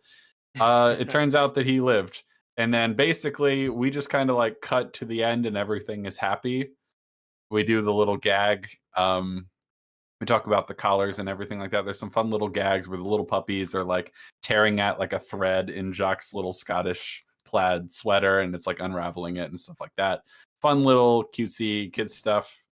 All wholesome and good. We do the little gag where Trusty is like, "Oh, I reckon I've never mentioned Old Reliable to you before," and they're like, "No, we haven't. Tell us." And then he can't remember what Old Reliable used to say. Ha ha ha! Silly happy ending, and there it is. That's the end of the movie. It feels a little abrupt It's a and little rushed. quick, yeah, a little fast. I'm trying to see. So Yeah. someone mentioned. Oh, okay. I wasn't keeping up with the chat. J. Jameson said test audiences demanded everyone lives, and then said, "Jk, I don't know. I can't find anything necessarily about that." But Well, I think it's totally fine that Trusty lives. It's just like we get to this climactic sequence where they manage to. They're like about to rescue him. Like Tramp isn't even free from the pound or from the dog catcher's cage yet, and it's like, oh no, Trusty might have died, and then happy ending. Da da da da da da da da da da da. It's like, I feel like we rushed through some things. Like obviously Tramp has sort of redeemed himself in a way, but we just kind of like flashed forward to now they have kids and then he's a part of the house. You know what I mean? It just feels very quick. Very quick, because obviously that's the resolution you want, right? He gives up his life as a, on the streets as a tramp and sort of becomes part of the family, and she gets reunited with her family because she's proven herself now that that bitch Aunt Sarah's gone. You know, Yeah. that all makes sense, and I like that Trusty saves the day, and oh, maybe it looks like he gave his life to do so, but ultimately he's okay. That's all fine.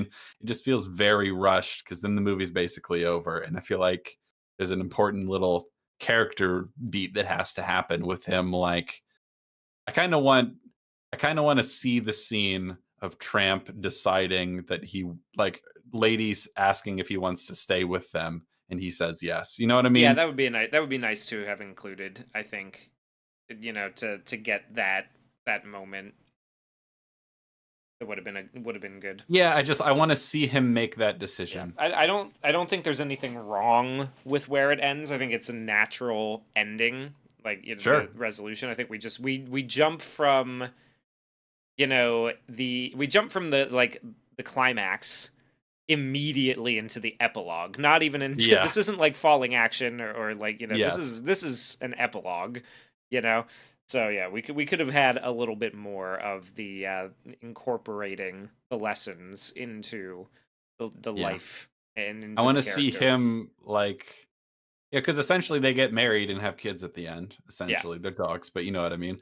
And I want to see that decision being made for him because that's a big decision for him, right? And for her and all that sort of stuff. Like that's just feels like a beat is missing there. yeah, You know. yeah. That's a shame. Otherwise, so like, and it does feel like, and we're done. Goodbye. Hope you had fun. It's like, well, I did. I had a lot of fun. I would like a little bit more on the ending there because it's like an hour and 16 minutes. It's not like we're running out of time. You know, I want a little more, which is I suppose the best kind of problem to have, if you're gonna have one. Yeah, so that's the story in a nutshell, as we mentioned numerous times. It's got a really strong, effective fairy tale like structure, you know, of the the sheltered, like affluent woman and the like the street smart like ruffian guy, and then they both kind of like she learns to be less naive, he learns to give up his sort of like uh you know his ways where like he doesn't want to be tied down and all that sort of stuff like that and be he looks at all that sort of stuff of a domestic dog like, oh, that's just limiting, man, but it's really coming from a place of like you know cynicism and like hurt from having been abandoned so many times. Because he makes that pretty clear that like he's been in and out of like 7 different homes at this point, and he's just kind of given up on the idea of like of that domestic dog life. And then eventually he sort of proves himself and makes it up to her, and sort of we have the happy wholesome ending. Yeah. It's good. Yep. It's straightforward. It's very effective. It's beautifully animated, as we've demonstrated a little bit on stream, but there's just so many shots that you could point to. You just be like, man, this is a stunning little film. I'm sure I can find a nice little one at the end of all the sort of like of the happy resolution of everybody together kind of thing. Um, but Yeah. like there's just so much to appreciate in this movie.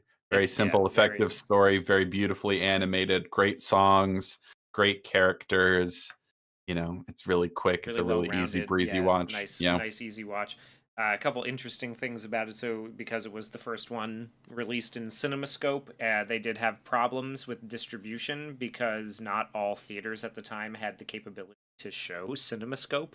So, they had Hmm. to issue two versions of it, which required more work from the animators. So, one was CinemaScope, and the other was the Academy ratio. So they had to That's a big restructure. Yeah, difference. they had to That's a big restructure. difference. Had to restructure a lot of it. Um, yeah, but it was as I said, it was the biggest success at the box office since Snow White and the Seven Dwarfs for Disney. Wow. Yeah, Good higher for figure them. than any other Disney animated feature since Snow White and the Seven Dwarfs. Wow. That's great. Yeah, Yeah, I think it deserves it. I think it's a really, really, really good movie. I think it deserves to stand the test of time. If anyone here hasn't seen it in a long time, you should definitely check it out again. It's one of the better ones. We'll talk about our rankings in a minute, but it's such a lovely little movie. That's what I've said about lovely is the word that comes to mind for so many of these classic Disney movies. I was thinking about it, and I was like, I wonder when the loveliness stops. You know what I mean? Like, because I absolutely love, I should say, movies like The Lion King. Lovely doesn't feel like the same word. Like lovely doesn't feel like the word for The Lion King to me. But there's something about these classic movies that are just very charming and beautiful and wholesome and simple in a good way, that I really, really like. Think this is an especially beautiful one, I would say, of these early Disney movies. I think Yeah. it combines all the things that we've seen so far of early Disney movies. What's always really worked for them is like cute animal stuff, but a very strong and effective character-driven kind of fairy tale structured story. All the best ones we've talked about so far have had that. Snow White, Cinderella, Pinocchio, this. And the ones that have been weaker haven't had that strong, like solid skeleton of a good story at the heart of it, like Bambi and Fantasia. Yeah. Bambi's feels a little sprawling comparatively. Yeah, Like it's all vignettes is kind of the problem. It doesn't really have a strong through line over the course of the whole thing. yeah. Jay Jamison says, "It is a question of what made Tramp leave the lifestyle." Yeah, I mean, it's not hard to imagine what would have Well, caused that yeah. I mean, decision I to be think made. like I just kind of want to see it. the idea is that this time he's actually in love, right? Like that's sort of the This time he's actually in love. This time he's sort of found he's found a family that actually like wants him. You know what I mean? Because you imagine that like his previous families have not been kind to him at all. That's very much the implication that they sort of like mistreated him and just kind of cast him out, so he ran away. And then all I really want to see is like it doesn't have to be a conversation so much as I want to see him with Darling and Jim Deere, and they're like praising and thanking him for being a good boy and helping to protect them. You know what I mean? Something yeah, like something that. something like that would be nice. Yeah. Ultimately, is it necessary? Maybe not, but it would have been nice to see because he does do the right thing. He does a heroic sort of he risks his own life to run into that house where like he doesn't belong in order to protect that baby that he really has no interest in, and because it's the right thing to do. So he definitely proves his character by the end. And obviously the implication is that he's ultimately decided to be a domestic house pet instead of a roaming tramp like he used to be. And he's got kids, and he's like, you can clearly tell he's excited and happy about being here, but I want to see that change a little more. Yeah, I would like to feel it more than Yeah. we get. Wasserman asks, so go ahead. Really quick, Lord McSmith says, and they all lived happily ever after. Now go to bed. It does feel It does feel a like little that. like that, yeah. Like you got kind of tired of telling the story, so it's like, all right, go to bed. Anyway, you were saying. Yeah, I was gonna say Wasserman asks what representative of this tramp archetype do you like better, this one or in Aristocats? I think I'll have to address that once we revisit Aristocats because it's been a while Same. since I watched it all the way through. Yes, Um, same here. But right now, this one, I mean, I really like these characters. I think they do much more than I remembered. I think these characters are very well rounded and simply done but effectively done. So I think that this is good. This is a good setup for what is going to happen later in the Aristocats. Oh yeah. Yeah. I can't remember where on my computer I had the like going rankings of all the movies so far. Oh, I got mine up. Why can't I find mine? Anyway, since we've had complaints about this one before, like, do you want to put this on screen? Oh, Your little note dropper? I don't know if I can. You can do it. I believe in you. You can Okay. do it. Okay. I believe in you. So now it's time to talk about how this fits in ranking wise, quality wise, with all the movies we've covered in this arc thus far. All right. So let's pull it up. I mean, I roughly remember, my ranking, but I just don't. I have it written down somewhere and I can't figure out where I put it. Thought it was in my notes app, but it is not in my notes app. How strange. Mine is in my notes app, but that is not hooked up to this computer that I'm streaming on. So let me see. Yeah, there we go.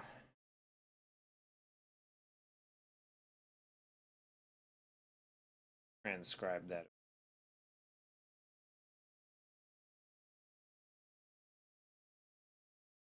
All right. So for me, I'll put it in here. For me, well, we'll go with you first. Do you want to? Well, I got to think about it, but I still think Pinocchio is number one for me. Okay, I'm gonna. All right. Pinocchio is still number one. For me. Yeah, I'm putting it on for you. This says Jamie's Okay. Disney rankings on the top. Oh, geez. And I wish I can't had read. them. Oh, Jesus. I'm not looking at the screen, man. I'm trying to find where the file is in my thing. God, I can't believe it's not anywhere here. Maybe I think part of it why I'm having trouble finding it is I can never remember how to spell Pinocchio. Anyway, okay. Enough dead air. Let's talk about it. Pinocchio still number one for me. I think I would put. I'm gonna put Fantasia at the bottom for you. I know that. Yeah, for a that is fact. definitely true. We can put Bambi at just 9, above yeah. that, and then maybe Song of the South just above that. Probably. Let's see. I would probably put I don't know whether I like Snow White or Cinderella better. There are a lot of things to appreciate about Snow White being the OG and everything, but I think I'm going to give the edge to Cinderella because why not? We're going to say Cinderella number 2, Snow White number 3. Cinderella number 2. There is not just one C in Pinocchio, guys. It is 2 C's. I'm looking it up. You thought you thought you had me with that one. I was about to change it. Nope. I was right. You were wrong. Let's see. There is only one N though. That is true. So I knew that bit. So yeah. there we go. So fuck me. I think I'm gonna put Lady and the Tramp number 4. Lady and the Tramp number 4. I think so. I really like it. I think it's really, really good. Now, this is going to be where things will have to get slightly controversial here. Because you got Peter Pan, Alice in Wonderland, and Dumbo left in to be sorted out here. Yeah, and as we discussed, for anyone, this might surprise anyone that wasn't there for that stream, but I'm not a huge fan of Peter Pan, only because I find the movie itself, the story on paper, great. The movie itself, a little obnoxious. It's a loud, obnoxious movie that never lets up. But I do like the story, so I am going to say Dumbo, Alice in Wonderland, Peter Pan. I know Peter Pan is good, but I can't like it as much as the other ones because I found it a little annoying. All right, well that's all. Dumbo also in the bottom. No, I think Dumbo is pretty good. You got Dumbo right in the middle. So yours goes number 1 Pinocchio, number 2 Cinderella, number 3 Snow White. That's your rounding out your top 3 for now. And we got I think that's, Lady and the Tramp at number 4 and Dumbo at number 5. So it's like right in the middle of that one. And then Alice in Wonderland, Peter Pan, and then Song of the South, Bambi, and Fantasia. Yeah, I did really quite like Song of the South, but because most of the movie isn't even animated, it loses major charm points compared to a lot of the other ones. I am more or less content with that ranking for now. I'm gonna say that is fine for me. I'm gonna save this on in our stream folder here so that we always have it. There you go. I think that's a good thing to do. All right. What do you think, Hugh? How different is your list? I'm putting it up here. All right. So, we get the numbers in and I'll write it all.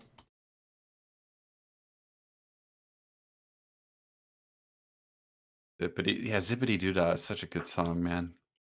Basically, every single one of these movies, except for Fantasia, has at least one unbelievably good song in it. Bambi is probably, lowest on the list in terms of the number of good songs, but the drip, drip, drop, little April showers, da, da, da, da, da, da, da, da, da, da. That's a great song. That is a great song. Yeah, that's really Yeah, good. every single one of these movies has really, really, like, truly outstanding songs in it, at least one. So, you know, so it's a Yeah. little hard to choose, because I think I really like Bella Notte as a song from this movie. It doesn't quite have as many iconic songs as like Cinderella does, or Snow White, Pinocchio, all those. Yeah. Yeah. All right. So for my Anyway, list, Bambi and Fantasia and Bambi are still the bottom two for me. That okay, one. Yeah. we agree Um, on that. we agree. Yeah. I okay. I have Dumbo here at 8. And the reason that I have Dumbo here at 8, number one, this isn't because I dislike the movie. It's just on if I was going to go and rewatch them, I'd be less likely to rewatch Dumbo than to rewatch any of the others on this list because I like it.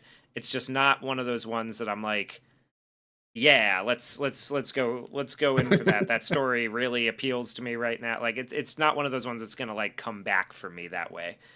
Sure, So I'm putting Dumbo there at number 8. I have a Uh, soft spot in my heart for elephants. I love elephants. They're great. I can appreciate that. I can They're my appreciate favorite that. animal. I'm putting Alice in Wonderland at 7 because that one, it's good. I like it. I think it's fun. Uh, it's a little bit on the trippier side, and the it was all a dream ending kind of it sullies it a little for me. I know that that's It sure accurate, does. but I'm just like, okay, like yeah, sure. We it's a careful what you wish for kind of story. Mhm. But again, not one of those ones that like is really coming back for me. So it's there. Not that I dislike it, just it's gonna be there. I'm putting Song of the South at 6 because I think that that's like just a really fascinating story overall. Not Yeah, specifically within the movie, just the movie itself. And I was really tempted to move Song of the South up because there's a yeah, lot to really like about it, but I decided against it. I Anyway, really like continue. the Uncle Remus history. I like the performance. I love James Baskett's performance. I love Zippity Doo Dah, the song. And I think I it love is, all the Brer Rabbit stories are great. yeah, the Brer Rabbit Is stories it? are great. They're a lot of Mhm. fun. Um, Yeah. and I kind of, the rest of it I also kind of like. So I'm putting that one up on there. I have Cinderella at 5 and No way. Snow No way White. it's that low. No way Well, you have Cinderella at I have 5. Cinderella at 5. I got Snow White at 4. Oh. Because I Ugh. have Pinocchio at 3. Because yeah, so this is where the last two, the most recent ones, are coming in. Yeah, I have Peter Pan at number 2 now because this one's going at number 1. I love this movie. This Huh. one, this one Well, really just like I don't know, man. It's nice and rounded. It's like I said, it's entering my Disney, like my Christmas rotation from this point forward. it does 'Cause start and end on Christmas. starts and ends on Christmas. Pretty good. Technically, it's got a good story, like a redemption story for Mhm. Christmas. The birth of a child Yeah. brings civilization Redemption. and peace and redemption for the tramp. And the songs are great. The animation is great. It's nice and breezy. I'm putting it up there on the top. And like we talked about this one with Peter Pan. Well, Mhm. Peter Pan is just one of those ones. There's a big heavy nostalgia factor for me because I I watched that movie a lot. Um and I really like the themes and messaging of the story and the way that it's set up. I wish Tinkerbell had more of a redemptive arc. I think that that's a little bit of a problem, but yeah, I think that's where I'm going. Yeah. I mean, yeah, basically basically except for Fantasia and Bambi, it's hard to be mad at any ordering of the other movies, really, because they're Yeah. all really good. Yeah. And like we've said it before, and we'll probably say it again. Of these movies, Fantasia is the only one that I actually think is bad. Yeah, I think Fantasia. Yeah, Fantasia kind Fantasia of is the only sucks. one that I think is actually like a misstep overall. Yeah, Um, and Someone mentioned Bambi's mentioned just Peter kind of Pan. thin. Go ahead. Peter Pan has a banger about engines, so It obviously that's does. gonna push it up a few It pegs. does. You know. I There's a lot I like about Peter Pan. The movie's so incessantly loud the whole time. It bothers me a little. It has no, like, moments of, like, peace and quiet. It's It's for the just boys, kids. baby. This It's movie is for the kids. It's boys. little it's little kids yelling and loud sound effects and, like, Mickey Mousing every single motion and action we see on screen the whole time. It's trying, I would say. But, as I mentioned before, I think the story is legitimately really great. So I'm of two minds about it.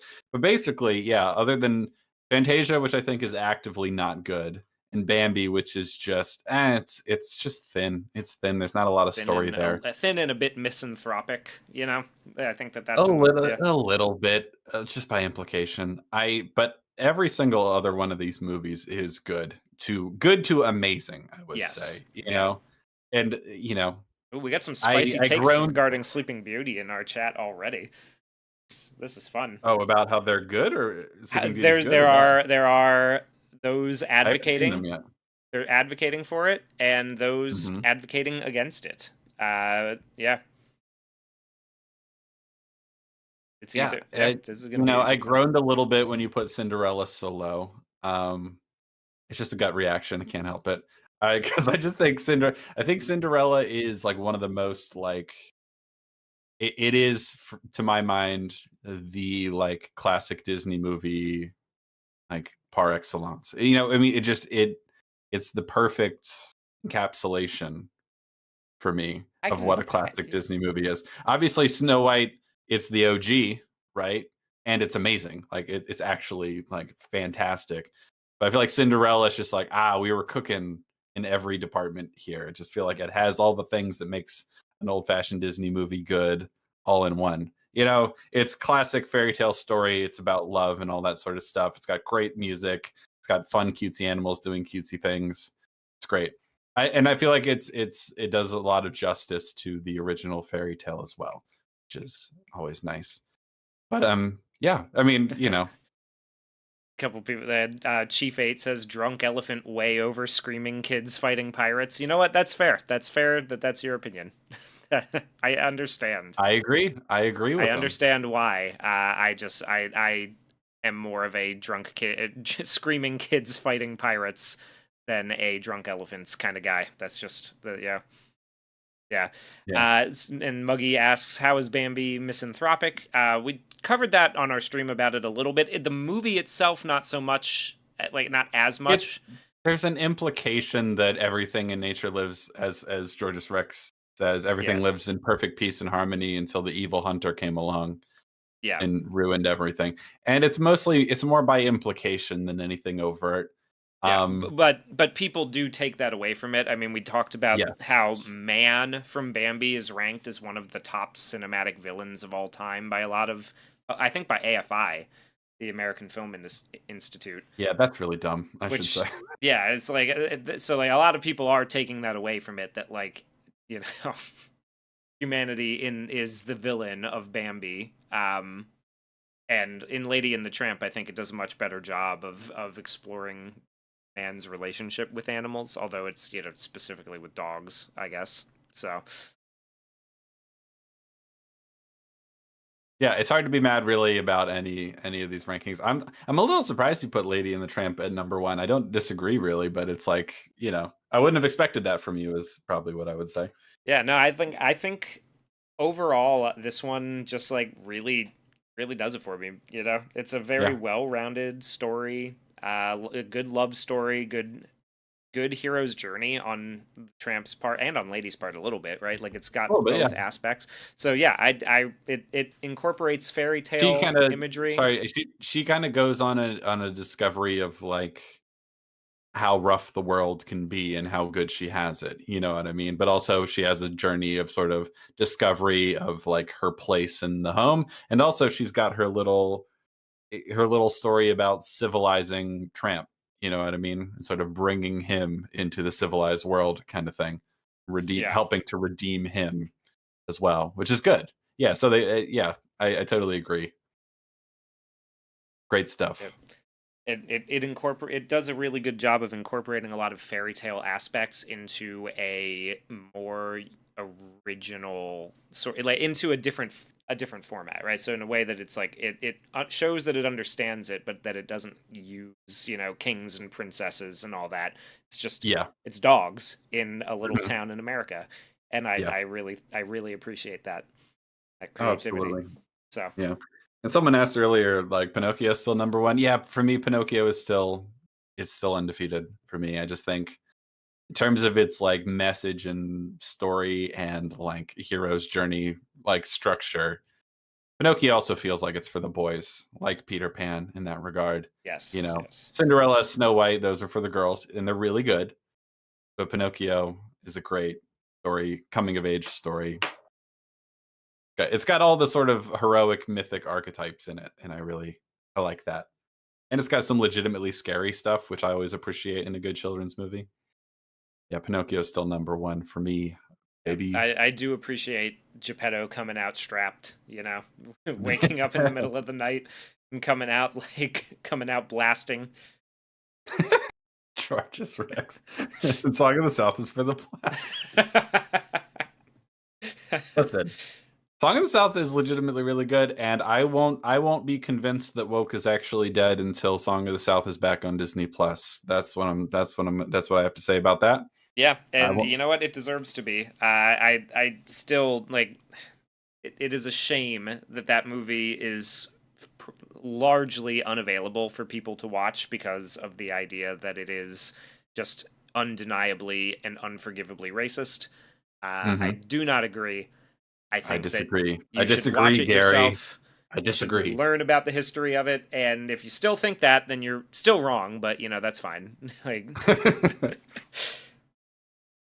What whatever about happened to that Disney movie with the trio? I thought you were going to review it with Song of the South. Yeah, Saludos Amigos. Okay, so we were going to do that one because growing up as a kid, I was a big fan of the Three Caballeros, which is the sequel to Saludos Amigos. It was one of the two movies with Donald Duck that was designed to sort of attempt to build a new world order in the wake of World War II and to endear Latin American countries more to America and less to fascism.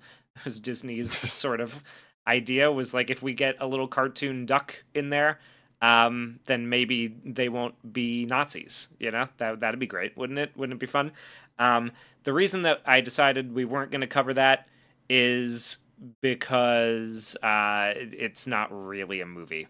It's more like a tourist brochure for each different country that the yeah. animators went to visit. There's no through line or story.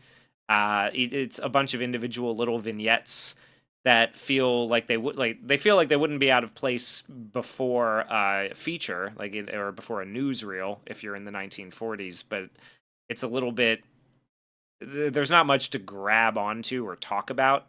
So that was really what we ended up deciding is like, yeah, there's no character work, there's no story. It's just like Donald goes to Mexico and meets Mexicans. He dances with some Mexicans.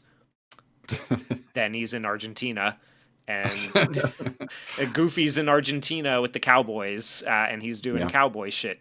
Um, that's pretty much it. And the sequel to it, The Three Caballeros, is just Donald and two other obnoxious birds hanging out in Brazil and Mexico, and Yeah. pretty much And that. we haven't really covered a lot of the other ones that are just vignettes either, like Melody Time or there's the Adventures of Ichabod and Mr. Toad, but that's also it's like The Legend of Sleepy Hollow and it's The Wind in the Willows, and it's like I don't even know if that was released theatrically. So that's why we're trying to do the ones that are actual movies, and especially the ones that were released in theaters of the 2D classic Disney films. So Yeah, Yes. I don't really want to watch the vignette ones. Yeah, I like it. it's really not all I'm that. a story guy. I like stories. Yeah, and these are more like tourist brochures, so you learn some interesting stuff from them. Yeah, if you're unfamiliar with the history of those places, like I did not know that there was a Christ the Redeemer statue in the mountains between Argentina and Brazil. That's kind of neat.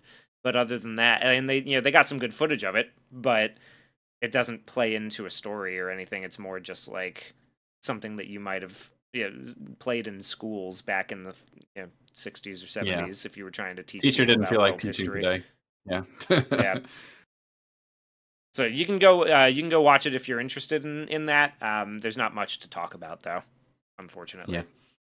So What there will be a lot to talk about is with the next couple movies. We've already seen some debate about them, but the next one in this arc, I don't know if that'll be next week or what yet. We don't know when that'll be yet, but the next one will be Sleeping Beauty. After it that, sure will be will. 101 Dalmatians. Oh boy, I'm Then, excited. I'm yeah, gonna that's a watch fun that one. movie with my Great Dane at my parents' house because I have a feeling Nice. she's gonna be very into it. There's also then the Sword in the Stone, the Jungle Book, and the Maybe Mary Aristocat. Poppins in between those two. Maybe we'll see.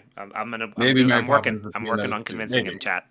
I want him to do it. I I want. already said it. I already said I'll do it. Okay, I Mary. agreed. So Sword and Stone, then Mary Poppins and the Jungle Book. We gotta show some love to the most accurate British accent ever put to film, True. by Dick Van Dyke. True.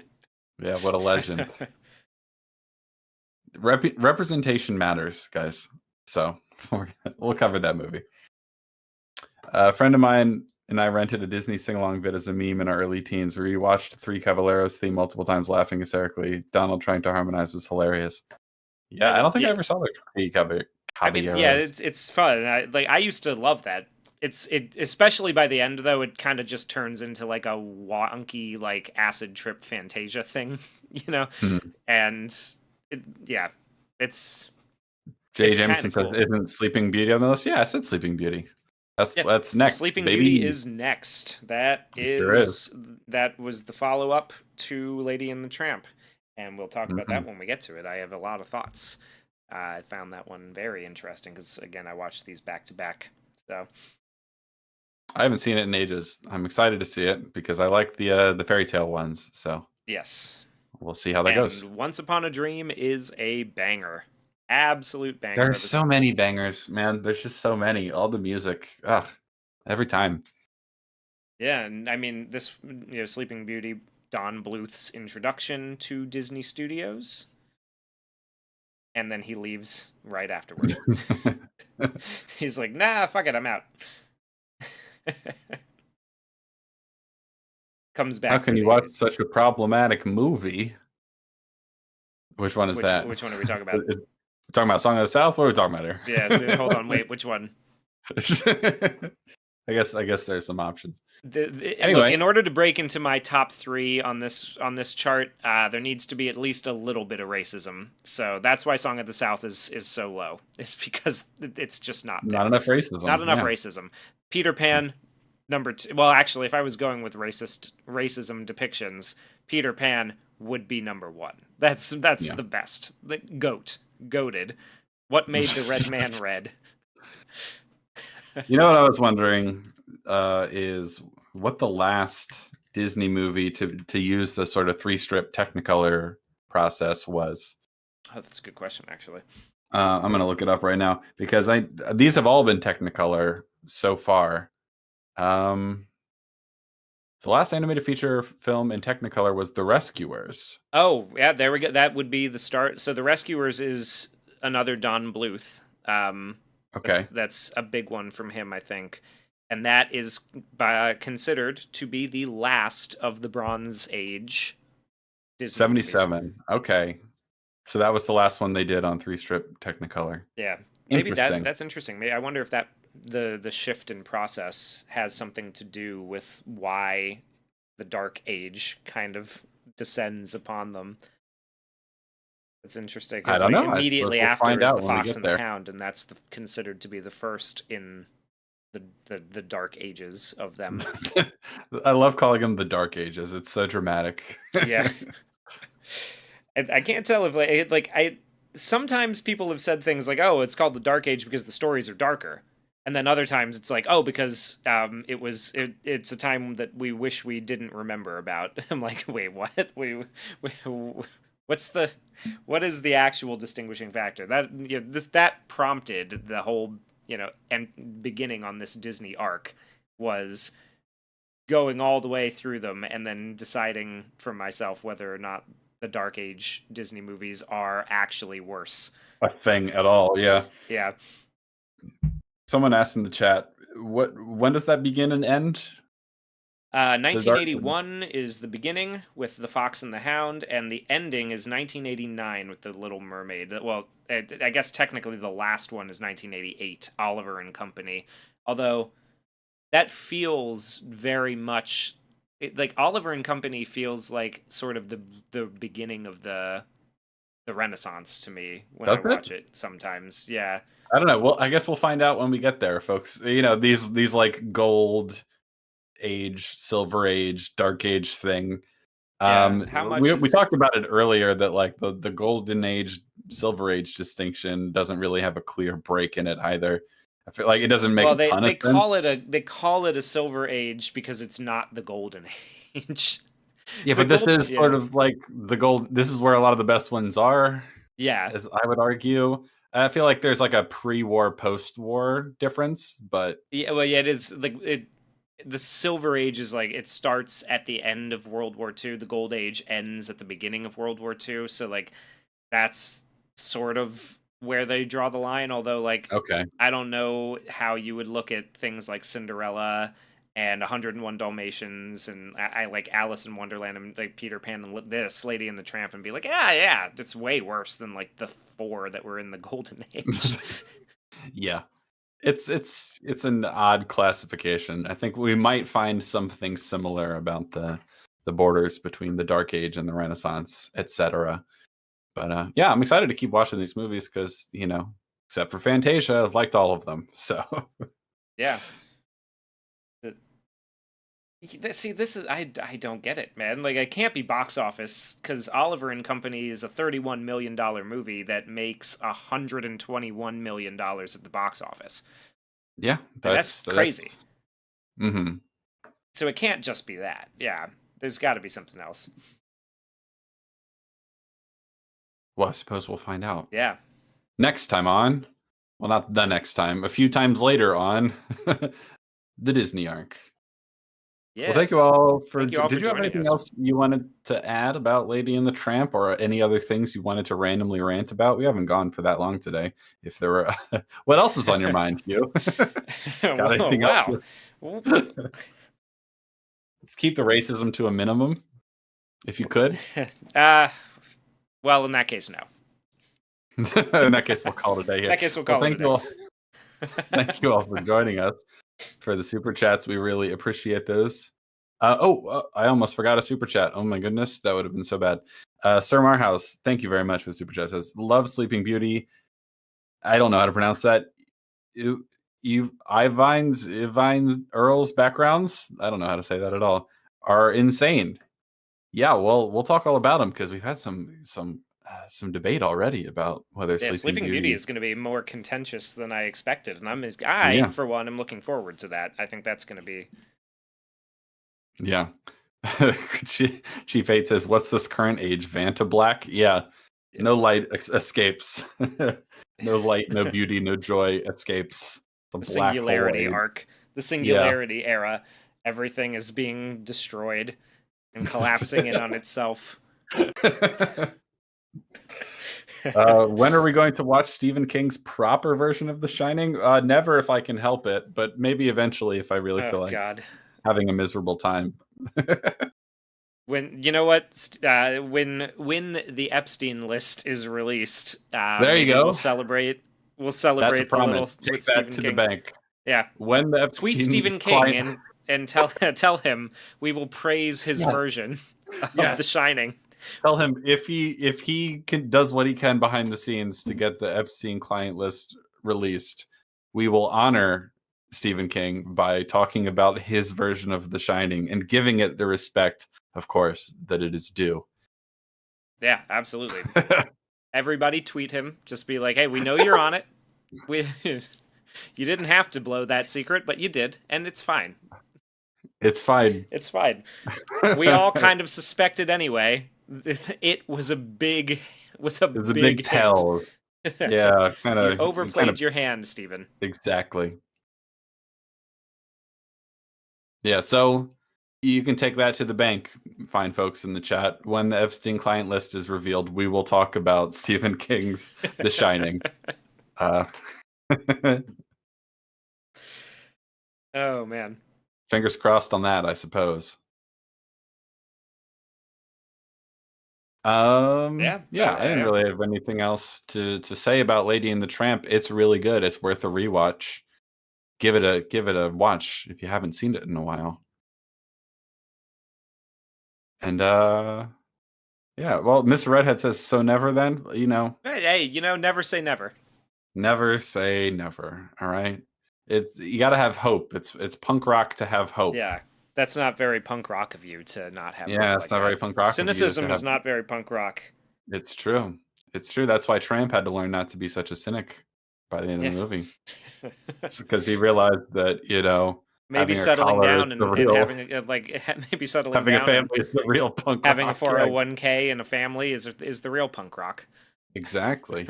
Exactly. That's the lesson I learned from generating shareholder value, guys. Let's do it. Oh boy. Yeah, that's how stupid the whole punk rock thing with Superman is. Like, it's like looking at a movie like this and like, actually, it turns out that not being a tramp is the real being a tramp. It's like, what are we doing? What are we doing, guys? maybe the real rebellion is not rebelling and playing by the rules, actually. It'll be in like 200 years when an archaeology student digs it up by accident. Yeah, the implication of the Epstein client list is actually like a physical. It's like, an actual, like it's like etched in chiseled stone. in stone. Yeah, exactly. Jeffrey, why are you chiseling this? Have you never heard "set in stone" before? Jelaine, like that's. I'm just trying to. I'm trying to preserve my legacy. All right. What do you mean it's an expression? All the most important things in the world are written in stone. Chief 8 says, enjoy responsibly and drive home safe. Thank you very much, Chief 8. We appreciate it. And we will drive home safe. Thankfully, I'm already home, which is helpful. Yeah. I just to honor your wishes and your super chat. Thank you very much, by the way. I might just grab a beer and drive my car around the neighborhood real quick, just to be safe. Drive it or take it on a little drive before it sets in. Have a drink. Yeah, that's the you chug the beer and then you drive and you have to reach your destination before you're too drunk to do so. It's a real rush. Yeah, that's real punk rock right there. I wonder what Epstein's ranking of these movies would be. That's the real Epstein list. It's just his ranking of all the Disney movies. Well, I think he would put Pinocchio on the top of his list, but for the wrong reasons. He's like, damn, it's such a tragedy how the hero of this story lost. Yeah, exactly. The hero who owned the island full of young boys. Well, lost. He didn't. Well, to be fair, he didn't lose. He just one got away. That's the tragedy. Yeah, the real tragedy if he gets caught and if Pinocchio goes to the FBI. That's the real tragedy. So yeah, I think I'm gonna if I'm Jeffrey Epstein, which I certainly hope I'm not. I think I would put Pinocchio number 1, but not for the reasons that I would put Pinocchio. Peter number Pan 1. might be number 2. It's got to be number 2. Anything with kids and an island. That's Yeah. Yep. Dumbo maybe number 3 because it's a kid getting drunk. Yeah, there you go. Maybe. There's something there. Yeah. What would be his least favorite? Would you say? Probably Fantasia because he's got taste. He's just like, what the fuck is this? No, there's all the weird like naked little. Oh wait, there are naked children in that one. Never mind. That's number 3. That could be number 1. Maybe number 2. Maybe number 2. Yeah, and Hot Tinkerbell. Yeah, okay. I think Epstein would go Pinocchio, Peter Pan, Fantasia. We've got to figure out what his least favorite would be. I am inclined to think Maybe Bambi. He's just like, what the fuck is this? It's just animals. Where are the kids? kids. I thought this was a kids movie. Jeffrey, what do you think a kids movie is? What do you think a kids movie is? In the biz, we call that evidence. Yeah, I think that's enough. Well, if Mr. Redhead wants to know what we, if we're in the boat that Michael Jackson was guilty or innocent, how many of these are we taking on this stream? I say we keep going until we've dug our hole so completely. Well, I'll tell you what. I think the best case scenario for Michael Jackson is that he was a total fucking weirdo and had really inappropriate friendships with children. That's the best case scenario. Yeah. I don't think there's a way to look at that and think that okay, the thing that it wasn't weird is basically like even his defense of it is just like, his defense was, but they want to. No, they want to sleep in the same bed as me. It's not like I'm not doing anything weird. They want to. It's like, no, that's weird, Michael. That's you're 35 years old. That's weird. Yeah. Like they're not, and that's the best case scenario. The best case scenario is that because he had such an awful childhood and he never really had a proper childhood, he kind of is really infatuated with children and just really wanted to befriend them like he was a child their age. And maybe it never was sexual. It was just very, very weird. That's the best version, and that's not a great. That's not. Yeah, that's not great. That's not great. Speaking of, how much of a disaster will the Michael Jackson 2-part biopic be? Oh God, oh, Jesus! I didn't know they were. I didn't know that was in the works. Well, I think the first part might be okay. Like the part that focuses on his rise to fame and his music or whatever. Everything that came after that is where things start to get weird. So maybe if there's a 2-part Michael Jackson biopic, I'll just watch the first part. Or not at all, because I don't really like musician biopics at all. Yeah, I'm not a big fan. Unless, of course, we do another Oscar coverage and the Bruce Springsteen one and Michael Jackson one both get nominated, and then we can complain about them on stream, because that's pretty much what's going to happen. Did OJ do it? Absolutely. Rush for 2,000 yards in a season? Hell yeah. Get acquitted by a jury of his peers? He sure did. OJ Simpson, the best-selling author? The best-selling author of the book If I Did It? Yeah. That's a no-brainer. I mean, he definitely did it. Yeah, but I don't know, Jamie. He said he would never go back to LA because he was afraid that his wife's killer might still be out there. Wonder what gave him that idea. Yeah. Did he absolutely crush it in The Naked Gun? Sure, he sure did. He really did. I really like The Naked Gun, and he is funny in that movie. He's very funny in that movie. Yeah. Yeah. No, he absolutely did it. Oh, of course he did. Of course he did. Speaking of The Naked Gun, they got a new one coming out with Liam Neeson instead of Leslie Nielsen. Are you going to go see it, Hugh? I don't know. Maybe. I mean, look, man, if somebody I trust tells me it's funny, maybe. Yeah. That's basically how it's. I mean, I'll tell you what I might go watch. Happy Gilmore 2. I might go turn that on. I know it's probably not going to be very good. I saw a clip. Well, first of all, I watched like the trailer on mute. It was just on Twitter or something. And holy shit, is it an ugly movie? Ugh. The lighting and the color correction is just abysmal. Looks like hot garbage. And then you look at the trailer for the original. It's like, yeah, this looks way better. Like a movie, yeah. And then it looks like a real movie instead of Netflix slop. But then I saw a clip from the new movie with Eminem in it, and it was painfully unfunny. So I'm like, yeah, I'm not watching that.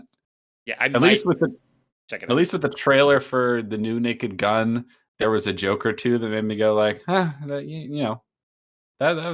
was amusing. I exhaled sharply when I saw that. But if that's the best stuff in the movie, then we're in for a rough time. So I probably will check it out and hope it's good. I know for a fact it won't be as good as the original Naked Gun because that movie is fucking hysterical. I thought we were still talking about Happy Gilmore.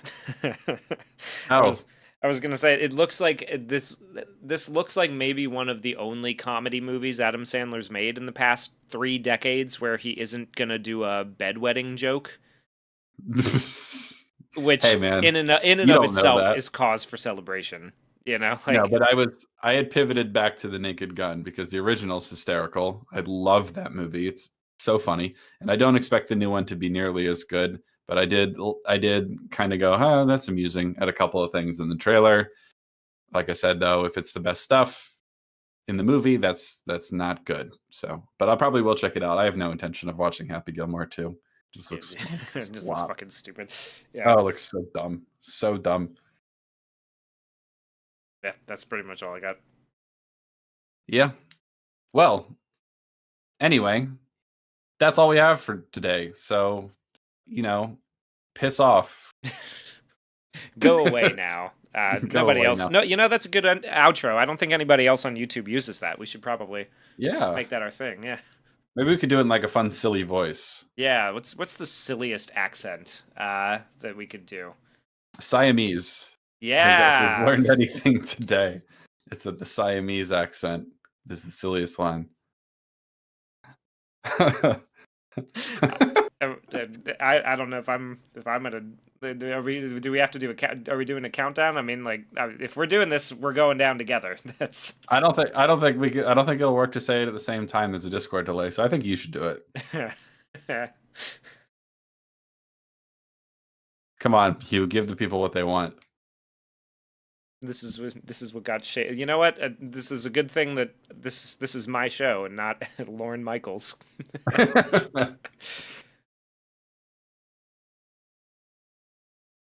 You got it. Don't overthink it. You got to set me up for it. We gotta. Your accents are all ready. What part do I say to set you up? I don't know. That's all we got. Well, thank you all for joining us for the stream. I don't have anything else to say. Hugh, do you have anything else to say? Go away now. I don't know. That was all right. We can do better. We'll work on it. We'll work on it. We'll get back to you. It wasn't bad. The build-up maybe made it a little underwhelming, but you did it, and that's what matters. Yeah, there we go. Anyway, thanks for joining us, friends. We'll see you next time. Thanks for all the fun contributions in the chat and the super chats. We appreciate them. All that fun stuff. I don't know what we'll be talking about this coming Sunday, but it will be another movie probably, and probably not a new one because not a lot of good stuff coming out. And I just want to keep talking about older movies. And good ones would be nice. And good ones. So, yeah, thanks for joining us. We'll see you next time. Bye-bye. Bye. Take it easy. Sayonara. Hasta la vista. Don't forget to actually end the stream this time.